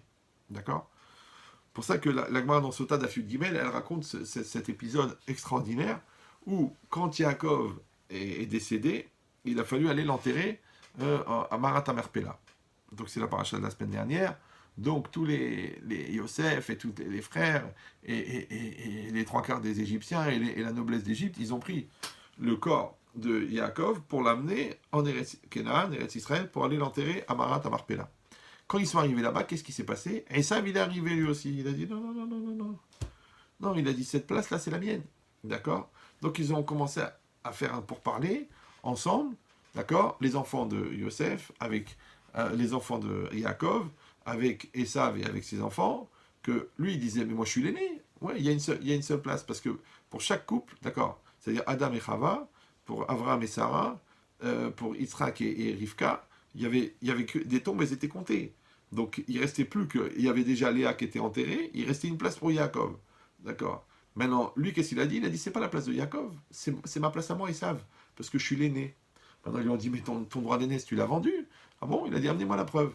Donc, ils étaient en discussion, ils ont envoyé Naphtali pour aller chercher le shtar, c'est-à-dire le contrat qui était signé de la main de Esav, comme quoi il avait vendu le droit d'aînesse. Mais pendant ce temps-là, vu que le cercueil de Yaakov, il était en pierre, il était extrêmement lourd, donc ils étaient pris dans la discussion, ils l'ont posé par terre. D'accord. Et Dan, il avait un seul enfant, il s'appelait Chushin, ouais, Chushin ben Dan, fils de Dan. Lui, le pauvre, il était sourd, d'accord. Donc, il les a vus en train de discuter, et il a vu le cercueil de Yaakov qui était posé par terre. Donc, eux, ça faisait 1 heure et demie qu'ils étaient en train de parlementer. Évidemment, comme il était très lourd, le cercueil, ils l'ont posé par terre. Et lui, il n'a pas compris. Il a dit, genre, il a expliqué, il a demandé, mais pourquoi le cercueil de Yaakov, il est par terre? Alors, ils lui ont dit, c'est ça, il ne veut pas qu'on le rentre dans le kéver. Il a dit, quoi? Notre grand-père, Yaakov, ouais, le tzaddik de la génération, le modèle de l'être humain, d'accord, la réincarnation de Adam Arishon, la plus haute niveau de sainteté du monde, il est jeté par terre parce qu'un rachat de Esav, il est en train de discuter, il s'est levé, il a pris un bâton, il a tapé, paf, dans la tête de Esav, elle s'est décollée. Il y en a qui disent, elle a roulé, elle est tombée dans la Marat Averpela, dans la tombe là-bas des Havot, d'accord. Alors il demande à Raphaël Shmulevitz, il dit, mais comment ça se fait que lui, ouais, il a réagi comme ça, de manière spontanée, directe, il a compris que c'était de la perte de temps, parce que de toute façon, c'était pour rien, parce que Esav, à la fin, ben, on allait ramener le contrat, comme quoi il avait vendu le droit d'aînesse, donc finalement, donc tout ça, c'est quoi? C'est du tminik, c'était du zéro, c'était du baratin. Ouais, pourquoi lui, il s'est pas laissé embarquer dans l'histoire? Pourquoi il s'est pas laissé influencer par ce qui se passait? Il dit pourquoi? Tu sais pourquoi? Parce qu'il était sourd. Donc comme il était sourd, il n'a pas entendu la discussion. Donc il n'est pas rentré dans la discussion. Donc comme il n'est pas rentré dans la discussion, il a gardé les idées claires. Ici, c'est pareil. Il dit autant le dialogue, c'est recommandé, autant l'échange, ouais, autant la clarification, c'est très important. Mais quand il s'agit du baratin, quand il s'agit de jouer le ballon, quand il s'agit d'inventer des prétextes, ouais, et de se laisser entraîner dans soi-disant une recherche culturelle, une recherche intellectuelle, une recherche philosophique, mais en vérité qui est faite pour quoi? Ouais, pour refuser la vérité, pour refuser le émet, d'accord? C'est comme des gens qui viennent te dire, oui, où c'est écrit dans la Torah, pourquoi c'est comme ça, pourquoi la Torah il a fait ça, pourquoi Dieu il a fait ça, pourquoi Dieu il a fait ça. Commence par le départ. Ouais, Dieu existe, Dieu existe. Dieu il a donné la Torah, Dieu il a la Torah. La Torah qu'on a, c'est la Torah que Dieu a donnée. Ok, qu'est-ce que tu veux maintenant? Il faut obéir au commandement d'Hachem. Ah non, tu comprends, moi intellectuellement, j'adhère pas, j'ai pas le ressenti. Oh, qu'est-ce que tu veux toi? En vérité, toi tu veux faire des avérotes, tu veux manger ta rêve, tu veux transgresser Shabbat, tu veux faire des bêtises. D'accord? Donc qu'est-ce que tu fais? Tu remets en cause le système. Mais tout ce baratin que tu t'inventes, il sert à rien. Ben oui, parce que ou t'es juif ou t'es pas juif. Si t'es juif, d'accord? Quand t'avais 8 jours, on t'a coupé court à la discussion. Maintenant tu veux discuter, tu veux réfléchir, t'as le droit de le faire. Ouais. Tu vas, tu étudies 15 ans à la yeshiva, tu vois la vérité de la Torah, et tu rentres, tu argumentes et tu discutes dans le système. Mais quand toi, tu te mets en dehors du système, pourquoi? Parce qu'au fond de compte, tu ne veux pas adhérer au système. Pourquoi tu ne veux pas adhérer au système? Parce que tu écoutes ton Yetzirah. Ton Yetzirah, il ne va pas te laisser adhérer au système. Donc en fin de compte, ton problème, c'est pas un problème philosophique. Est-ce que la Torah, elle est divine? Est-ce que Dieu, il a raison? Est-ce qu'on devait avoir une lecture moderne de la Torah? En vérité, ton problème, c'est que tu as envie de manger ta rêve. Ouais, en vérité, c'est que tu as envie de coucher avec la voisine, c'est que tu n'as pas envie de mettre les téfilines. C'est ça ton problème, ça n'a rien à voir avec la religion. En vérité, c'est un refus d'accepter le principe de l'autorité divine. Alors, tant que toi, tu es pris dans la discussion, soi-disant culturelle, philosophique, tminique, bah, tu ne peux pas t'en rendre compte. Parce que toi-même, tu te moques de toi. Ce qu'on appelle le taux de, en philosophie, le taux de FDG. D'accord? C'est le taux de foutage de gueule. Maintenant, tant que toi, tu ne vois pas que tu te fous de toi, pourquoi? La preuve, tu ne poses pas les vraies questions. Tu ne te mets pas dans la situation mentale de base. D'accord? Tu n'es pas dans la vérité. La preuve, regarde, à quoi ça t'amène tout ça. D'accord? C'est que le mec, il a fait 4 agrégations de psychologie et 2 agrégations de philosophie. Pourquoi? Pour manger ta ref? Eh ben mange ta ref. Mange pas caché. Qu'est-ce que tu es en train de nous prendre la tête? Oui, mais tu comprends, moi, philosophiquement, moi, intellectuellement, moi... Mais arrête de commencer tes phrases par moi, d'abord. D'abord, premièrement, tu es un serviteur de Dieu. Ok. Tu n'es pas un serviteur de Dieu, c'est ton problème. Mais d'abord Dieu, et après toi. Maintenant, si toi, tu as pas assez étudié pour comprendre ça, ou alors toi, tu ne veux pas étudier parce que tu as peur de comprendre ça, ça ne change rien à la vérité de la Torah. La Torah, elle est vraie. Maintenant que toi, tu n'es pas adapté à la Torah, c'est ton problème. Maintenant, ce que tu devrais réfléchir, ouais, c'est comment ça se fait que tellement tu n'es pas adapté, que des fois, tu fais 14 ans d'études profanes, et puis un jour, tu prends un texte d'une phrase des commentaires de la Torah, et tu te dis, oh là là, mais attendez, mais c'est pas possible.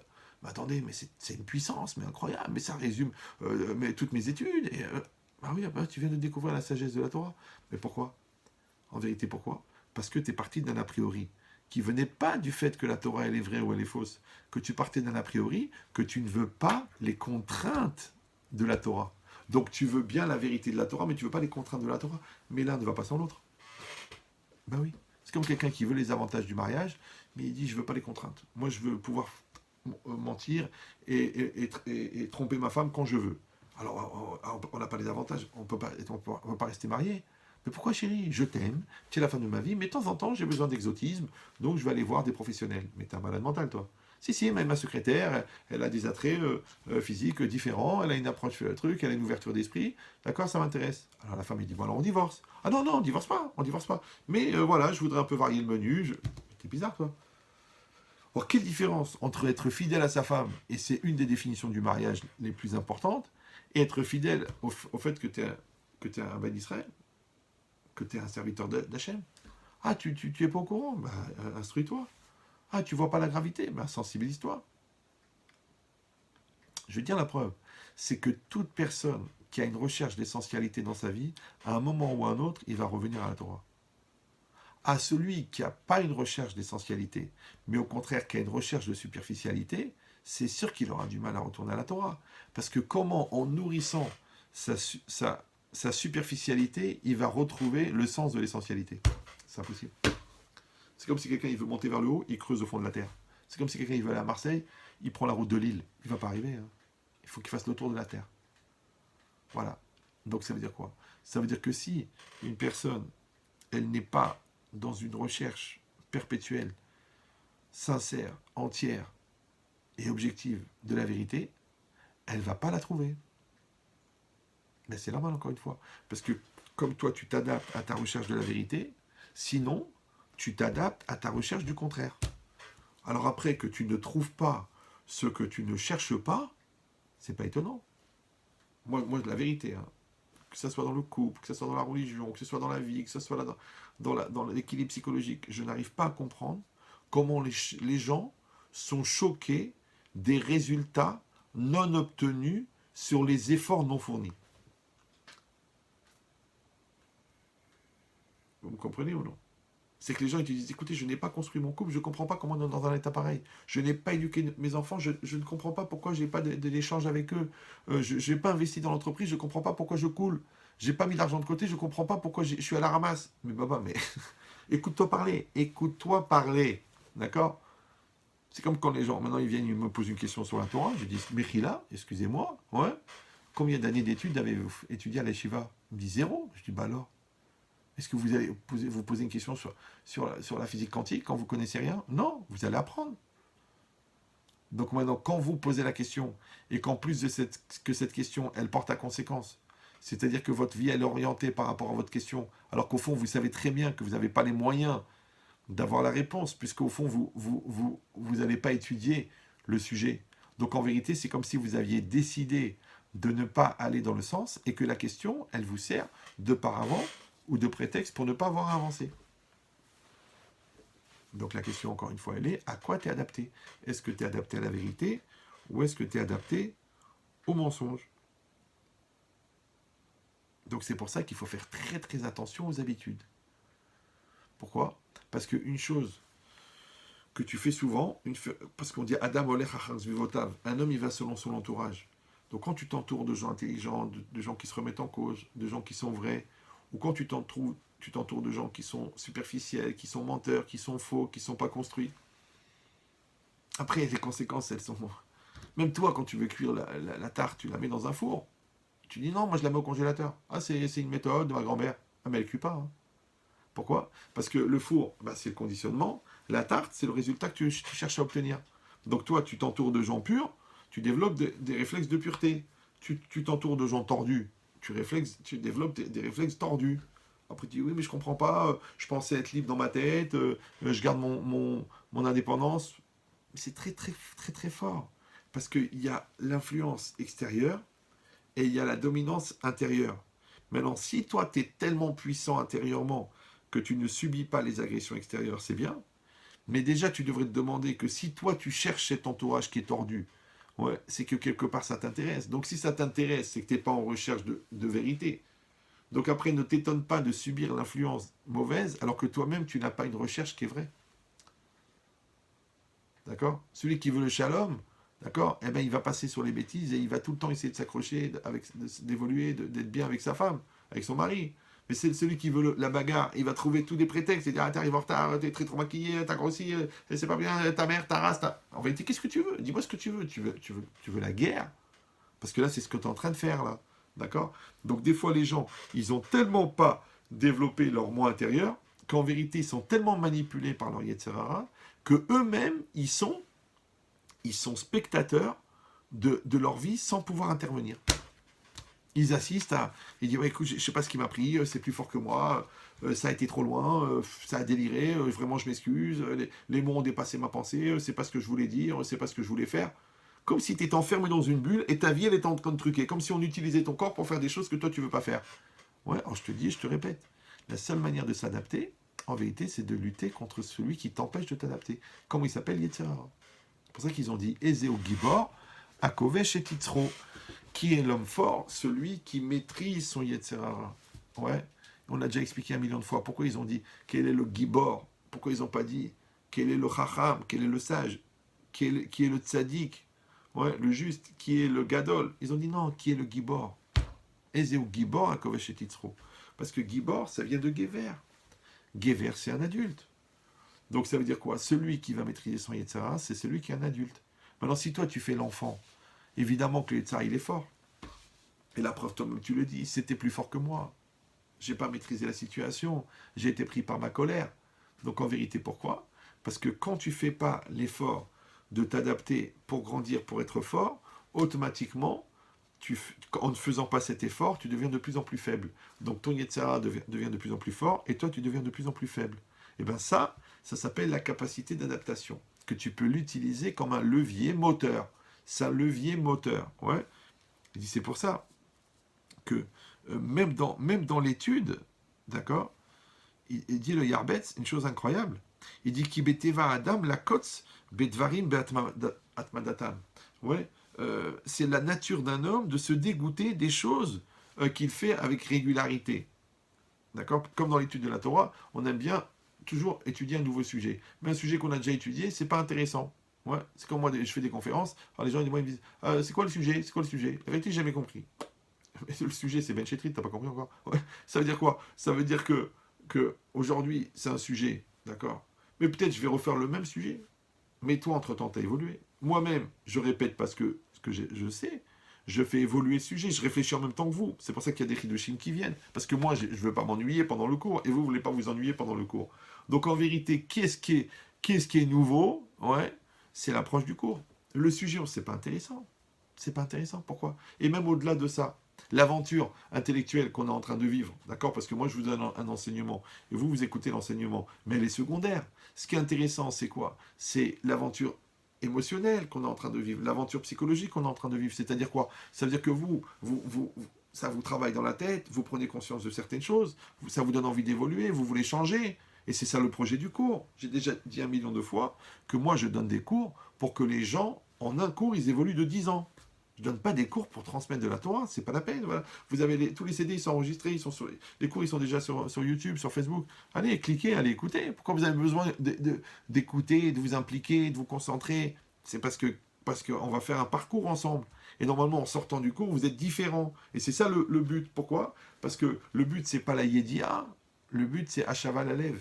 Vayadarta ayom ki Hashem o Elokim, va Hashevota elevavecha. Ouais. Tu sauras aujourd'hui que Hachem est l'Éternel, ton Dieu, va Hashevota elevavecha. Donc le projet, c'est pas d'augmenter la connaissance, Vayadarta. Le projet, c'est que cette connaissance, elle t'aide à devenir différent, à évoluer. Il dit, mais le problème, c'est que celui qui va prendre la connaissance pour la connaissance, donc il va prendre le sujet, qui va prendre le côté superficiel, ben, il va dire, écoutez, je l'ai déjà entendu, alors comme il connaît le thème, alors il s'endort, il ne travaille pas. Ouais. Il dit, regardez ce qu'il dit le Yarbetz, il dit, Ki beteva adam la kos betvarim beatmadatam. Il a dit, la nature de l'homme, elle est de se dégoûter d'une chose qui revient souvent, qui se répète. Il dit, Veyavo, la bouse, il va venir à mépriser, à Melamed, l'enseignant, Vea Torah Atzma, et même la Torah elle-même. Tu vois, des gens, ils n'arrivent plus à étudier. Ils disent, ça y est, ça me prend la tête, ça me saoule. Alors, les gens ignorants, ils vont dire, ah, c'est encore Moshe Rabbeinu, ça y est, j'ai vu le film, ouais. Et les gens qui connaissent, ils vont dire, bon, ça y est, je connais, c'est bon, c'est pas la peine de revenir. Alors qu'en vérité, c'est marqué Im Shamua Tishmar. Si tu as étudié, tu étudieras encore. Ça veut dire quoi? C'est qu'en vérité, la Torah, c'est le data Eloki, c'est la pensée de Dieu. Donc en vérité, la Torah, elle est infinie. Alors comment est-ce que toi, tu peux avoir l'impression que tu as fini le sujet? Tu as été au bout du sujet. Ouais. C'est bizarre. Vous savez, il y a un rave. C'est marqué comme ça. Un jour, un rave, il est venu dans une yeshiva. Dans sa yeshiva. Il a fait un cours de Gemara compliqué, avec des calculs pendant 1 heure et demie, le Rashba, le Ran, le Netivot HaMishpat, le truc. Ok. Le lendemain, il est revenu. Il a refait le même cours. Le même, pendant 1 heure et demie. Le surlendemain, il a fait ça pendant 30 jours, tous les jours. À la fin, il a été voir les élèves, il leur a dit, dites-moi, il n'y a rien qui vous dérange là? Non. Ça ne vous dérange pas que j'ai refait le même cours? Ils ont dit, Rav, tous les jours, c'est un cours nouveau. Tous les jours. Tous les jours. Pourquoi? Parce qu'en vérité, eux, ils ont plus affiné, ils ont eu plus de recul, ils étaient dans une concentration telle qu'ils ont compris encore une autre facette du cours. Comme moi, les gens ils me disent, écoutez, les cours, on les écoute, à chaque fois qu'on les réécoute, on a une nouvelle lecture, on a une nouvelle compréhension. Mais c'est normal, pourquoi? Parce que moi, c'est pas que moi, je suis venu vous dire quelque chose. Moi, j'ai pris le Rav Chaim Shmulevitz, j'ai pris le Rav Dessler, j'ai pris le Pachad Yitzhak, j'ai pris le Rav Eliyahu Loupian, j'ai pris tous les commentaires du Chumash, j'ai pris le Maharal de Prague, ouais, et je vous ai fait un cours avec ça. Ça veut dire qu'en vérité, ce que vous allez étudier pendant 6 mois à l'Yeshiva, on l'a fait en 2 heures. Alors vous croyez que en 2 heures, vous allez absorber tout ce qui est écrit dans le cours? c'est pas possible. Même des gens qui savent étudier, des rabbinim, des roches collèles, il me dit, mais Ria, mais t'es fou de faire ça en 2 heures. Il a dit, mais c'est pas possible, mais il y a 150 pages de Rav Dessler, là. Je dis, bien sûr, mais moi j'ai confiance dans les gens. Ouais. C'est comme si un Sefer Torah, d'accord? Il y a toute la Torah dedans. Ok, toute la Torah écrite. Ok. Qu'est-ce que tu vas dire? Oh non, non, c'est pas la peine. Tu sais quoi? On va découper, on va prendre que la paracha de la semaine. Ouais, on va prendre qu'un pasouk. Non, non, non, le Sefer Torah, il reste entier. D'accord? C'est-à-dire qu'en vérité, dans l'absolu, il faudrait étudier toute la Torah entière tout le temps. Et là, tu pourras avoir une vision globale. Mais qu'est-ce qu'ils font les gens? Ils prennent un petit détail ici, un petit détail ici, ou alors ils sont focus sur cette partie. Le reste, c'est flou, c'est pas intéressant. Donc ils prennent ce qui les intéresse. Donc celui-là, ce qui l'intéresse, c'est la Haggadah. Celui-là, ce qui l'intéresse, c'est la Halacha, la loi. Celui-là, ce qui l'intéresse, c'est la Kabbalah. Celui-là, ce qui l'intéresse, c'est le Moussar. Mais Baba, la Torah Tachem Temima, la Torah, elle est complète. Donc tu es obligé d'apprendre dans son ensemble, sinon tu comprends rien. Et c'est pareil pour une personne. Ta femme, tu dois l'aimer entièrement, avec ses qualités, avec ses défauts, avec son surpoids, et avec ses midotes, et avec ses nerfs, et avec sa gentillesse, avec sa douceur, avec sa famille. Tu dois l'aimer entièrement. À ce moment-là, tu peux la comprendre. Mais si tu commences à faire du choix, tu dis, ah, ça j'aime bien, ça j'aime pas, ça j'aime pas, et bien bizarrement, elle se sent pas aimée, et ça commence à exploser entre vous. Comme Hachem, tu dois l'aimer entièrement. Ve'afta et Hachem Elokecha, bechol levavecha, ufron nafshecha, ufron meodecha. Tu aimeras l'Éternel ton Dieu de tous tes cœurs, donc avec le Yetzara, avec le Yetzeratov, ufron nafshecha de toutes tes forces, donc avec toute la matérialité, et avec ufron meodecha, bechol mida ou mida, shakadosh baruch hu moded imcha, il dit Rashi, dans toutes les attitudes et tous les comportements et toutes les situations qu'Hachem va t'envoyer, tu dois l'aimer. Mais qu'est-ce qu'ils font les gens? Ils aiment Dieu quand ça va bien, du coup quand ça va pas, ils croient plus en Dieu. Ah ouais, il était Dieu quand j'ai eu besoin de lui. Mais t'as pas compris, c'est un package, c'est un ensemble. Donc la vie, c'est un ensemble. Ton conjoint, c'est un enfant. Ton enfant, c'est un ensemble. Alors quand l'enfant il t'a déçu, tu l'aimes plus toi? Mais l'enfant, il faut l'aimer sans condition. Parce qu'il va te décevoir, il va t'amener des satisfactions. Et ben bizarrement, quand tu l'aimes entièrement, il t'amène plus de satisfaction. Et tu verras que même ce qui t'a déçu, en fin de compte, c'était une étape pour fabriquer de la satisfaction. Mais comme tu l'aimes que pour les satisfactions, d'un seul coup, il a envie de te faire de la peine. Et tu dis, ouais, pourquoi t'es ingrat? Ouais, l'enfant est ingrat, même quand il est maigre. C'est pas grave. Non, l'enfant, il est ingrat. Pourquoi? Parce qu'il se sent pas aimé. Tu dis, mais je peux pas l'aimer, je suis déçu. Mais pourquoi tu es déçu? Parce que tu as fait le tri. Donc tu n'es pas entièrement adapté à l'enfant. Tu es adapté selon tes critères à toi. Tu dis ça j'aime pas. Ouais. L'enfant, comme il se sent pas aimé entièrement, eh ben lui aussi, il t'aime pas entièrement. Après tu dis, ouais, il me fait pas confiance, il me ment, il me dit pas la vérité. Il peut pas, parce que toi tu tries, lui il trie. C'est comme si tu vas dans un magasin et tu dis, ah, je comprends pas, vous avez plus de biscottes. Il dit, écoutez, on en a mis pendant 6 mois, les gens n'achetaient pas. On les a enlevés. Alors toi c'est pareil, tu dis, ah mon fils, pourquoi tu me parles jamais? Tu dis, papa, c'est toi qui me parlais jamais. Quand j'allais vers toi, tu me disais, j'ai pas le temps, j'ai pas la tête, ça me saoule, c'est pas le moment, c'est difficile. Alors j'ai enlevé les biscottes des rayons. J'ai enlevé le dialogue de notre relation. Il y en a un, il m'a dit, écoutez Rav, j'ai écouté votre cours sur relation parent-enfant, et vraiment, j'étais tellement choqué, je me suis rendu compte qu'en fin de compte, avec mon fils, je m'étais trompé pendant 19 ans. Donc j'ai été le voir, j'ai dit écoute, j'ai écouté un cours super, je veux tout reprendre à zéro, je t'aime, t'es mon fils, je veux qu'on vive des choses ensemble, je veux qu'on s'épanouisse ensemble, je veux que tu apprennes à me connaître, moi je veux te connaître et tout ça. Il m'a dit, vous savez ce qu'il m'a répondu mon fils? J'ai dit non, qu'est-ce qu'il vous a dit? Qu'est-ce qu'il vous a dit? Il m'a dit papa, j'ai mis 19 ans à m'adapter à ton absence, et maintenant tu veux m'obliger à assumer ta présence. Je ne sais pas si vous comprenez de quoi je parle. Vous allez me dire, oui, mais quelque part, ce papa, le pauvre, il est victime. Vous savez quoi? J'ai même pas envie de réfléchir, moi, au passé. Mais moi, je parle de l'avenir. Donc toi, tu réfléchis que chaque situation que tu as, que chaque posture que tu prends, que chaque comportement que tu agis, eh ben en fait, c'est une forme d'adaptation à une réalité qui est devant toi.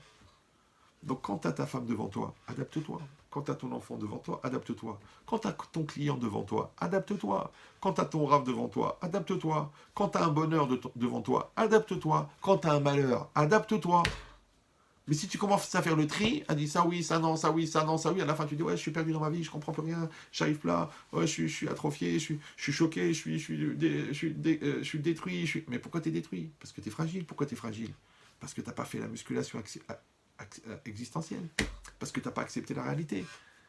Maintenant, si tu réfléchis bien, le bon Dieu, il fait bien les choses. Ça veut dire que pour arriver à l'étape 83, tu as passé 82 étapes. Mais si sur les 82 étapes, t'en as basé, t'en as squeezé 23 ou 25 ou 64, tu te retrouves avec le niveau numéro, on va dire, 41 devant l'épreuve 84. T'es pas adapté. Ça va péter. Pah, ça explose. Ouais, oh, Rabbi Shepri, oh là là, vous savez pas ce qui m'est arrivé, oh là là, je m'attendais pas du tout, je suis très déçu. Mais t'es déçu de quoi? Voilà le comportement de cette personne. Ah bon? Mais dis-moi, tu l'as jugé les routes? Tu as gardé le contact avec la personne? Non, tu t'es éloigné. Comme tu t'es éloigné, tu la connais pas, tu la connais plus. Comme tu la connais plus, tu juges mal. Comme tu juges mal, tu t'es fait une opinion mauvaise. L'opinion mauvaise, elle a fait que dans le flou, il a pu se développer un élément négatif. Et après, tu es choqué. Tu dis, bah, écoutez, Rav, je suis très déçu, je tombe des nues, je m'attendais pas du tout. Vraiment, franchement, c'est quelqu'un que je pensais, que je croyais, que je voulais. Écoute, arrête de penser, de croire et de vouloir. Tu la connais la personne ou tu la connais pas? Tu as gardé le contact ou non? Alors, si les deux, on est collés comme ça, si on est collés comme ça, tu peux me faire une surprise? Non. Mais si on est comme ça, il y a de l'espace là. Et dans cet espace, il vient le malentendu, l'interprétation, la souffrance, la bêtise, la méchanceté, la haine, la rancune, le désir de meurtre. C'est parce qu'il y a de la place. Donc la question elle est, où tu fais un avec l'autre, et Ahava c'est quoi? Aimer, c'est faire un, parce que Ahava c'est Echad, ou tu fais deux avec l'autre. Si tu fais deux avec l'autre, il y a de la place.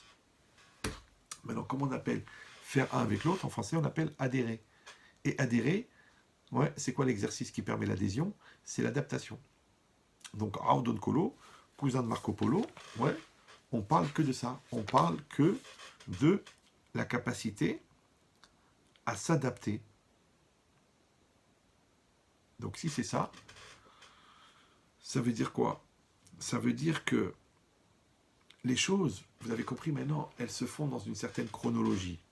Maintenant, le problème, c'est qu'il n'y a que Akadosh Baruch Hu qui connaît le programme.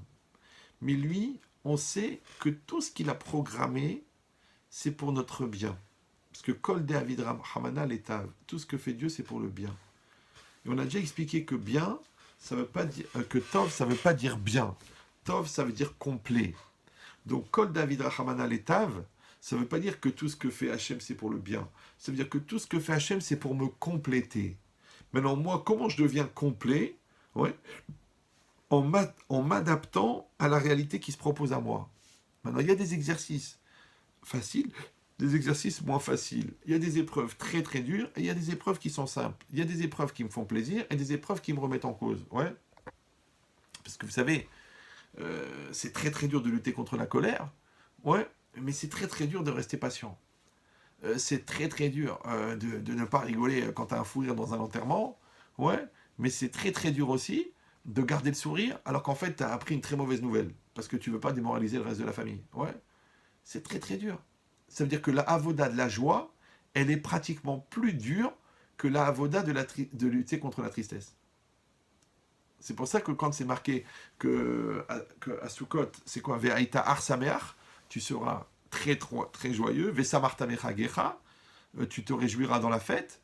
Après qu'on a passé Rosh Hashanah, après qu'on a passé Kippour, on nous donne une fête qui est entièrement consacrée à la joie. Ouais. Il dit le Rav Simcha Zissel, il dit ou le Rav Yerucham Alevi, je ne sais plus, il dit le Nisayon de Sukkot, l'épreuve de Sukkot, c'est de rester joyeux pendant 8 jours. Peut-être qu'il pleut, peut-être que la Soukha, elle s'écroule, peut-être il y a des gens qui viennent que tu n'es pas content, peut-être que les produits coûtent très cher, peut-être que ton beau-frère que tu n'aimes pas, il est venu te visiter. Tu vas garder la simcha ou non? Vous me suivez ou non? C'est que quand les gens, ils se posent la question, ouais, comment je vais faire pour ne pas mentir, ouais, eh ben, il y a aussi une épreuve de rester vrai. Comment je vais faire pour pas faire cette mitzvah là, qui est aujourd'hui très très répandue? Je pense que c'est pratiquement la 614e mitzvah, même dans les milieux religieux, qui s'appelle l'hypocrisie. Ouais. Comment tu vas réussir de ne pas rentrer dans l'hypocrisie, de rester sincère, de rester toi-même, de rester entier, de dire ce que tu penses, de dire ce que tu veux, de dire ce que tu penses être le émet? Tu arrives à faire ça ou tu dis non, écoutez, il y a le regard des autres, il y a l'ambiance, il y a la Keïla, il y a le quartier, il y a... C'est comme tu veux, baba. Donc ça veut dire quoi? Ça veut dire qu'on est dans une génération qui est très spéciale, qui est très cinglée, qui est très méboule-bellette, qui est très mélangée. Chez les goïms, je te dis pas, c'est la pagaille totale. Ils savent plus s'il faut se droguer, s'il faut être homo, s'il faut se marier avec des animaux, s'il faut être fou, s'il faut être sérieux, s'il faut être philosophe, s'il faut être dans l'économie, s'il faut être dans l'environnement. Ils sont perturbés, d'accord. Nous aussi dans notre peuple, on est perturbés, des comme ça, et des comme ça, il faut être comme ça, il faut être comme ci, il faut être... Ouais, donc qu'est-ce qu'on doit faire? Ben, ce qu'on doit faire, c'est très simple. C'est que si on est dans une génération, ça veut dire que le bon Dieu, il pense qu'on est adapté à cette génération. Ouais.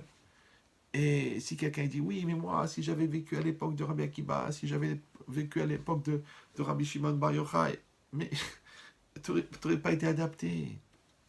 Tu n'aurais pas été dans cette génération. Rav Wolbe, il y en a, il a dit, moi, je ne vais pas étudier avec les rabbins de la génération, ils sont nuls. Moi, j'aurais voulu étudier avec Rabbi Akiba. Alors Rav Wolbe, il a dit, mais même les blagues de Rabbi Akiba, tu ne les aurais pas compris. Les blagues, alors les enseignements, je t'en parle pas. Ouais. Et c'est vrai dans l'absolu. Ouais. Quand vous étudiez les textes du Zohar, d'accord, vous voyez, mais c'est un niveau incroyable. Quand vous étudiez même Rabbi Shimon Shkop, que c'est très puissant, ouais, Raphaël de Brisk, que c'est abordable, mais c'est très puissant. Et tu dis, mais je comprends rien. Alors il réfléchit un petit peu. Ça veut dire qu'on t'a mis dans une génération qui est adaptée à ton niveau. Maintenant, toi, par contre, tu dois t'adapter à la génération. Maintenant, quand tu es dans un déni de réalité, tu ne peux pas t'adapter. De la même manière, aujourd'hui, on est dans une situation de balagan. Ouais. Ils sont tous en train de parler vaccin, pas vaccin, d'accord, religieux, pas religieux, le masque, pas les masques. Mais d'abord, la question d'abord. D'abord, est-ce que tu pries pour que la situation, elle s'arrange? Ouais. Est-ce que toi, tu parles avec Hachem? Est-ce que toi, tu es sérieux dans tes mises-votes? Est-ce que tu es concentré dans la mida? Est-ce que tu fais attention à la cache-route? Est-ce que tu préserves tes yeux de ne pas regarder des choses qu'il ne faut pas regarder?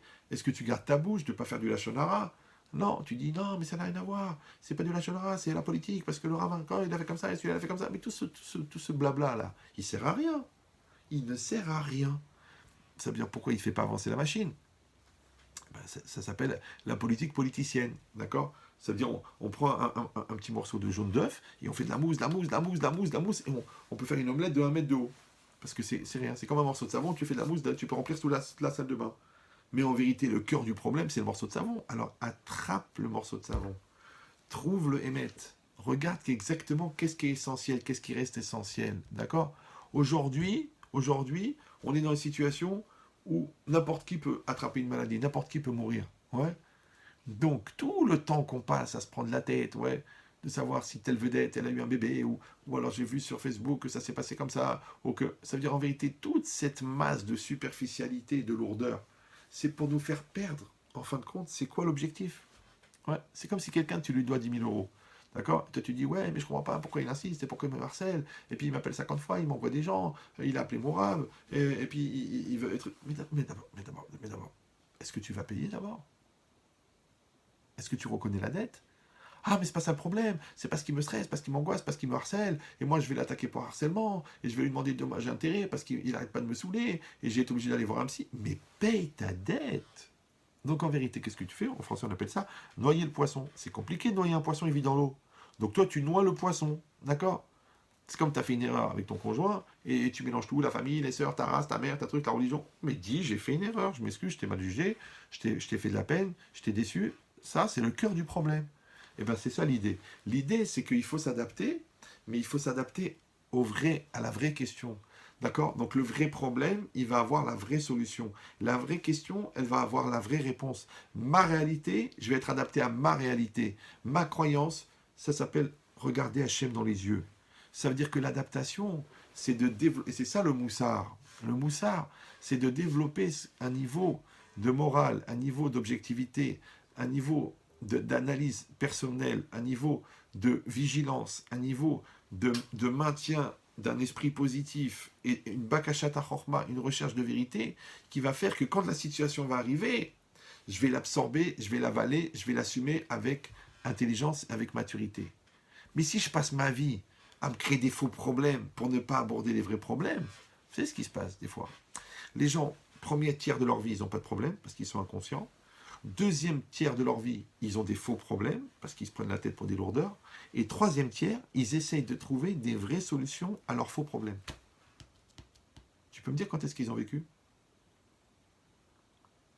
C'est pour ça qu'on dit Ikar avodat ayetzerara les balbel et tadeot. Le principal objectif du Yetzirah est d'embrouiller l'esprit. Comme ça, il explique le Rav Friedlander. l'élève de Rav Dissler.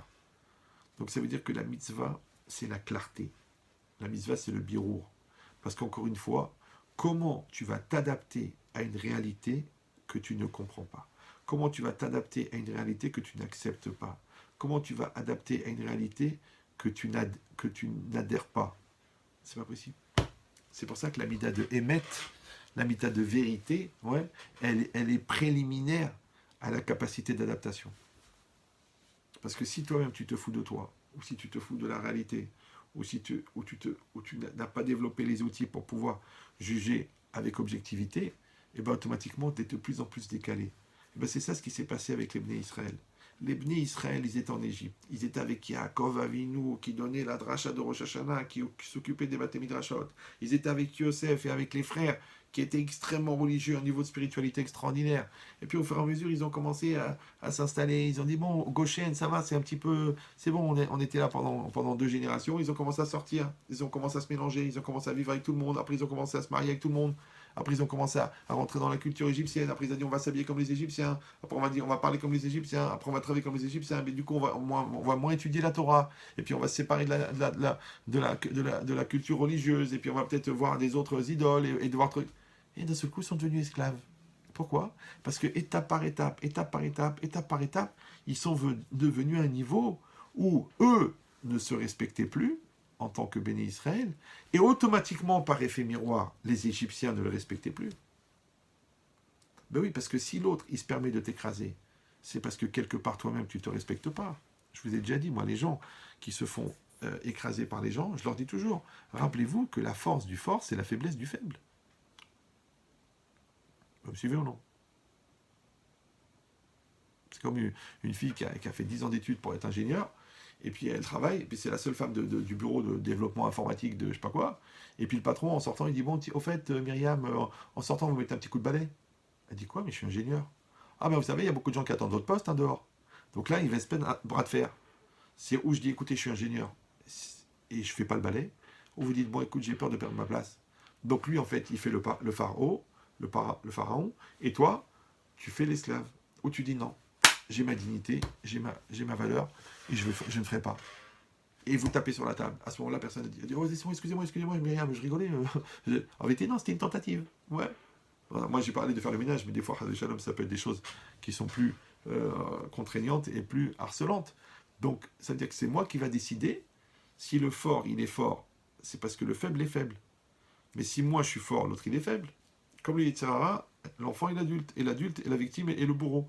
Donc, vous avez compris qu'en vérité, la capacité d'adaptation, elle est extraordinaire, et c'est pour ça que c'est réellement l'intelligence, et c'est ça qui peut faire que d'étape en étape, je vais arriver à des niveaux extraordinaires, parce qu'à chaque fois, je vais adhérer avec ma émouna, avec mon mitachon, je vais investir avec ma sincérité, je vais mettre mes forces intellectuelles, je vais me remettre en cause pour grandir, et je vais passer à l'étape d'après, c'est extraordinaire, mais malheureusement, comme c'est le même escalier pour monter et pour descendre, si Chas Shalom, je prends l'escalier dans le mauvais sens, et ben je vais aussi m'adapter à l'erreur, je vais m'adapter à la bêtise, je vais même m'adapter à l'incohérence, ouais, je vais même, et ça c'est un phénomène extraordinaire, très très développé en zoologie, je vais même être cohérent avec mes incohérences.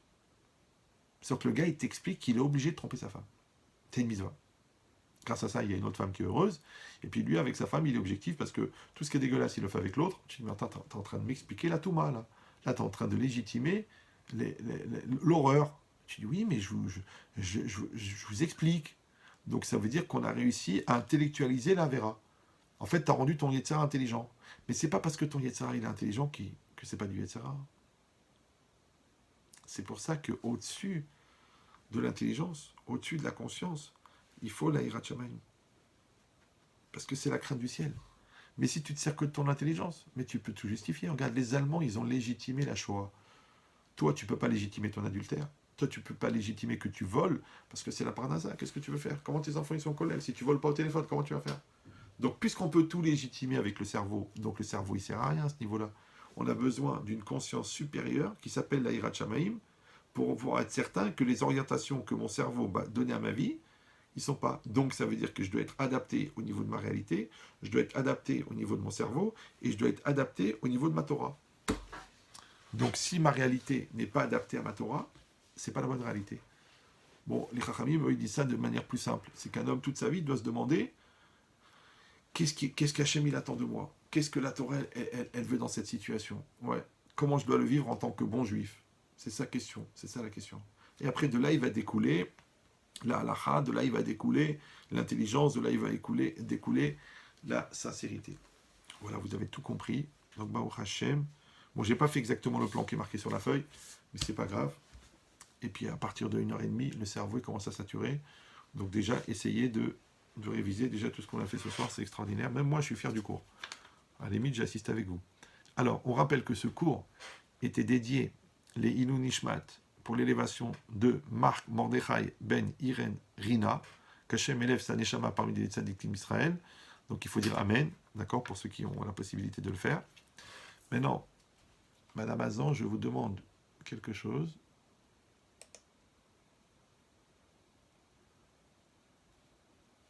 Je ne sais pas si votre micro il marche. Voilà. Voilà. Je voulais vous demander. Voilà, le cours, je l'ai dédié à votre mari. D'accord? Maintenant, vous savez qu'avec une bougie, on peut allumer d'autres bougies. Ça n'enlève pas la flamme, la première. Est-ce que ça vous dérange si je dédie aussi pour d'autres personnes? Bien, au contraire, avec plaisir. Ok, d'accord. Et ça sera encore un mérite pour Marc Mordechai, que son mérite, il va encore faire profiter à d'autres personnes. Donc on va continuer, puisqu'on a commencé par Inou Nishmat. Donc le cours aussi est dédié pour les Inou Nishmat. Donc là, vous dites Amen, là où vous vous trouvez, pour l'élévation de l'âme de Mesaouda Bat Orida, de Avram Shimon Ben Simcha, Yehuda Ben Yaakov, Eliyahu Ben Aïcha, Yosef Ben Gabriel, Yitzhak Ben Aïcha, Chana Bat Aziza, Rachel Bat Yakot, Galit, Sarah Pessia Bat Yvet Yochevet, c'est une jeune maman de 26 ans qui est nifteret du Covid. Qu'Hachem il aide son mari et ses enfants. Yosef Ben Ephraim Ben Arous, Yosef Ben Clémentine, Raf Israël Yitzhak Ben Miriam Ochana, Jacques Yitzhak Elbaz, Aaron Zenou Ben Yehoshua, Mir Ben Rina Delouya, Aïcha Bat Rose, Michel Esther Ben Mana, Fortuné Messaouda Bat Melea, Yaakov Ben Esther Torjman, Moshe Ben Baruch Pinto, Émilie Batrana, Avram Ben Nejma, Bernard Ben Maurice Weissman, Joël Yochevet Sultana Bat Mazaltov, David Israël Rudovitz, Udi Shmuel Ben Ilan, Victor Yehoshua Ochayon Ben Chassiba, Yosef Ben Fibi, Chaim Chai Ben Lea, Mimoun Bar Zoro Ochayon, Rav Avram Serge Ben Johara, Zari Bat Aïcha Ochayon, Rivka Bat Tamar, Kauka Bat Esther, Roger Yaakov Ben Nuna Léoni, Shimon Ben Esther Marciano, Yehuda Ben Yaakov Ayash, Yosef Ben Gabriel, le Rav Mesod Hamou Ben Esther, le Rav Benayoun Saadia de Marseille, le Rav André Toboul de Betrana, Rav Chaim Zvi Ben Yehuda Rosenberg, le Rav Yosef Chaim Ben Emma Sitruk, et Denise Bat Pola Pessah Broucha, Kachem Elef Lorneshamot, parmi les tzadikim d'Israël. Je vais rajouter une liste de malades, c'est toujours bon. Donc on demande qu'Hachem il envoie une réfoua chez les malades, à tous les malades, Bezrat Hachem, que ceux qui sont déjà touchés, ils soient sauvés, et que ceux qui ne sont pas encore malades, ils soient préservés. Et on demande aussi une réfoua chez les malades pour Nissim Ben Nejma, pour Nissim Ben Rivka Torjman, Simcha Bat Flecha, Esther Bat Flecha, Shalom Ben Miriam, Yair Ben Anaïs Chaya, Avraham Ben Julie, Moshe Ben Mesaouda, Nissim Ben Mesaouda, Sarah Miriam Bat Yasmin, Levana Bat Josette Esther, Jean-Jacques Moshe Ben Jamila, Maggie Myriam Batrana, Benjamin Ben Myriam, Dov Michael Sadia Ben Rodé, Henri Rachamim Ben Mesaouda, Yaakov Ben Chana, Rachmani Batrachma, Avram Ben Yehoshua, Avram Ben Imuna, Yehoshua Ben Avraham, Jérémy Eliaou Avram Ben Rachel Sophie, Avigail Menchou Gozalan, Ella Alison Chaya Batsara, Yaakov Ben Estrelia, Rav David Pinto, Rav David Twitou Ben Esther, qu'Hachem lui envoie une réfoua chez les morts, Ora Mesaouda Batrzela, Eliaou Ben Blanche, Nissim Eliashiv Ben Sarah, Nathan Ben Tali, Nathan Ben Chana, Nissim Ben Rivka, Yitzhak Ben Rachel, Avram Yosef Chaim Ben Emili, Sion Ben Rachel, Yaakov Ben Chana, Moshe Ben Miriam, Léa Bat Shoshana, Baruch Avram Ben Léa, Hanina Bat Miriam. Je m'excuse, c'est un peu long, mais je prie pour que vous soyez jamais dans cette liste. David Moshe Ben Simcha, Yair Perez Ben Galit Sarah Pessia, Edouard Chaim Baruch Ben Thérèse, Avram Eliaou Ben Mesoudi, David Nathan Ben Matilda Diamanta, et deux personnes que je dois dire à voix basse parce que la famille ne veut pas qu'on les cite.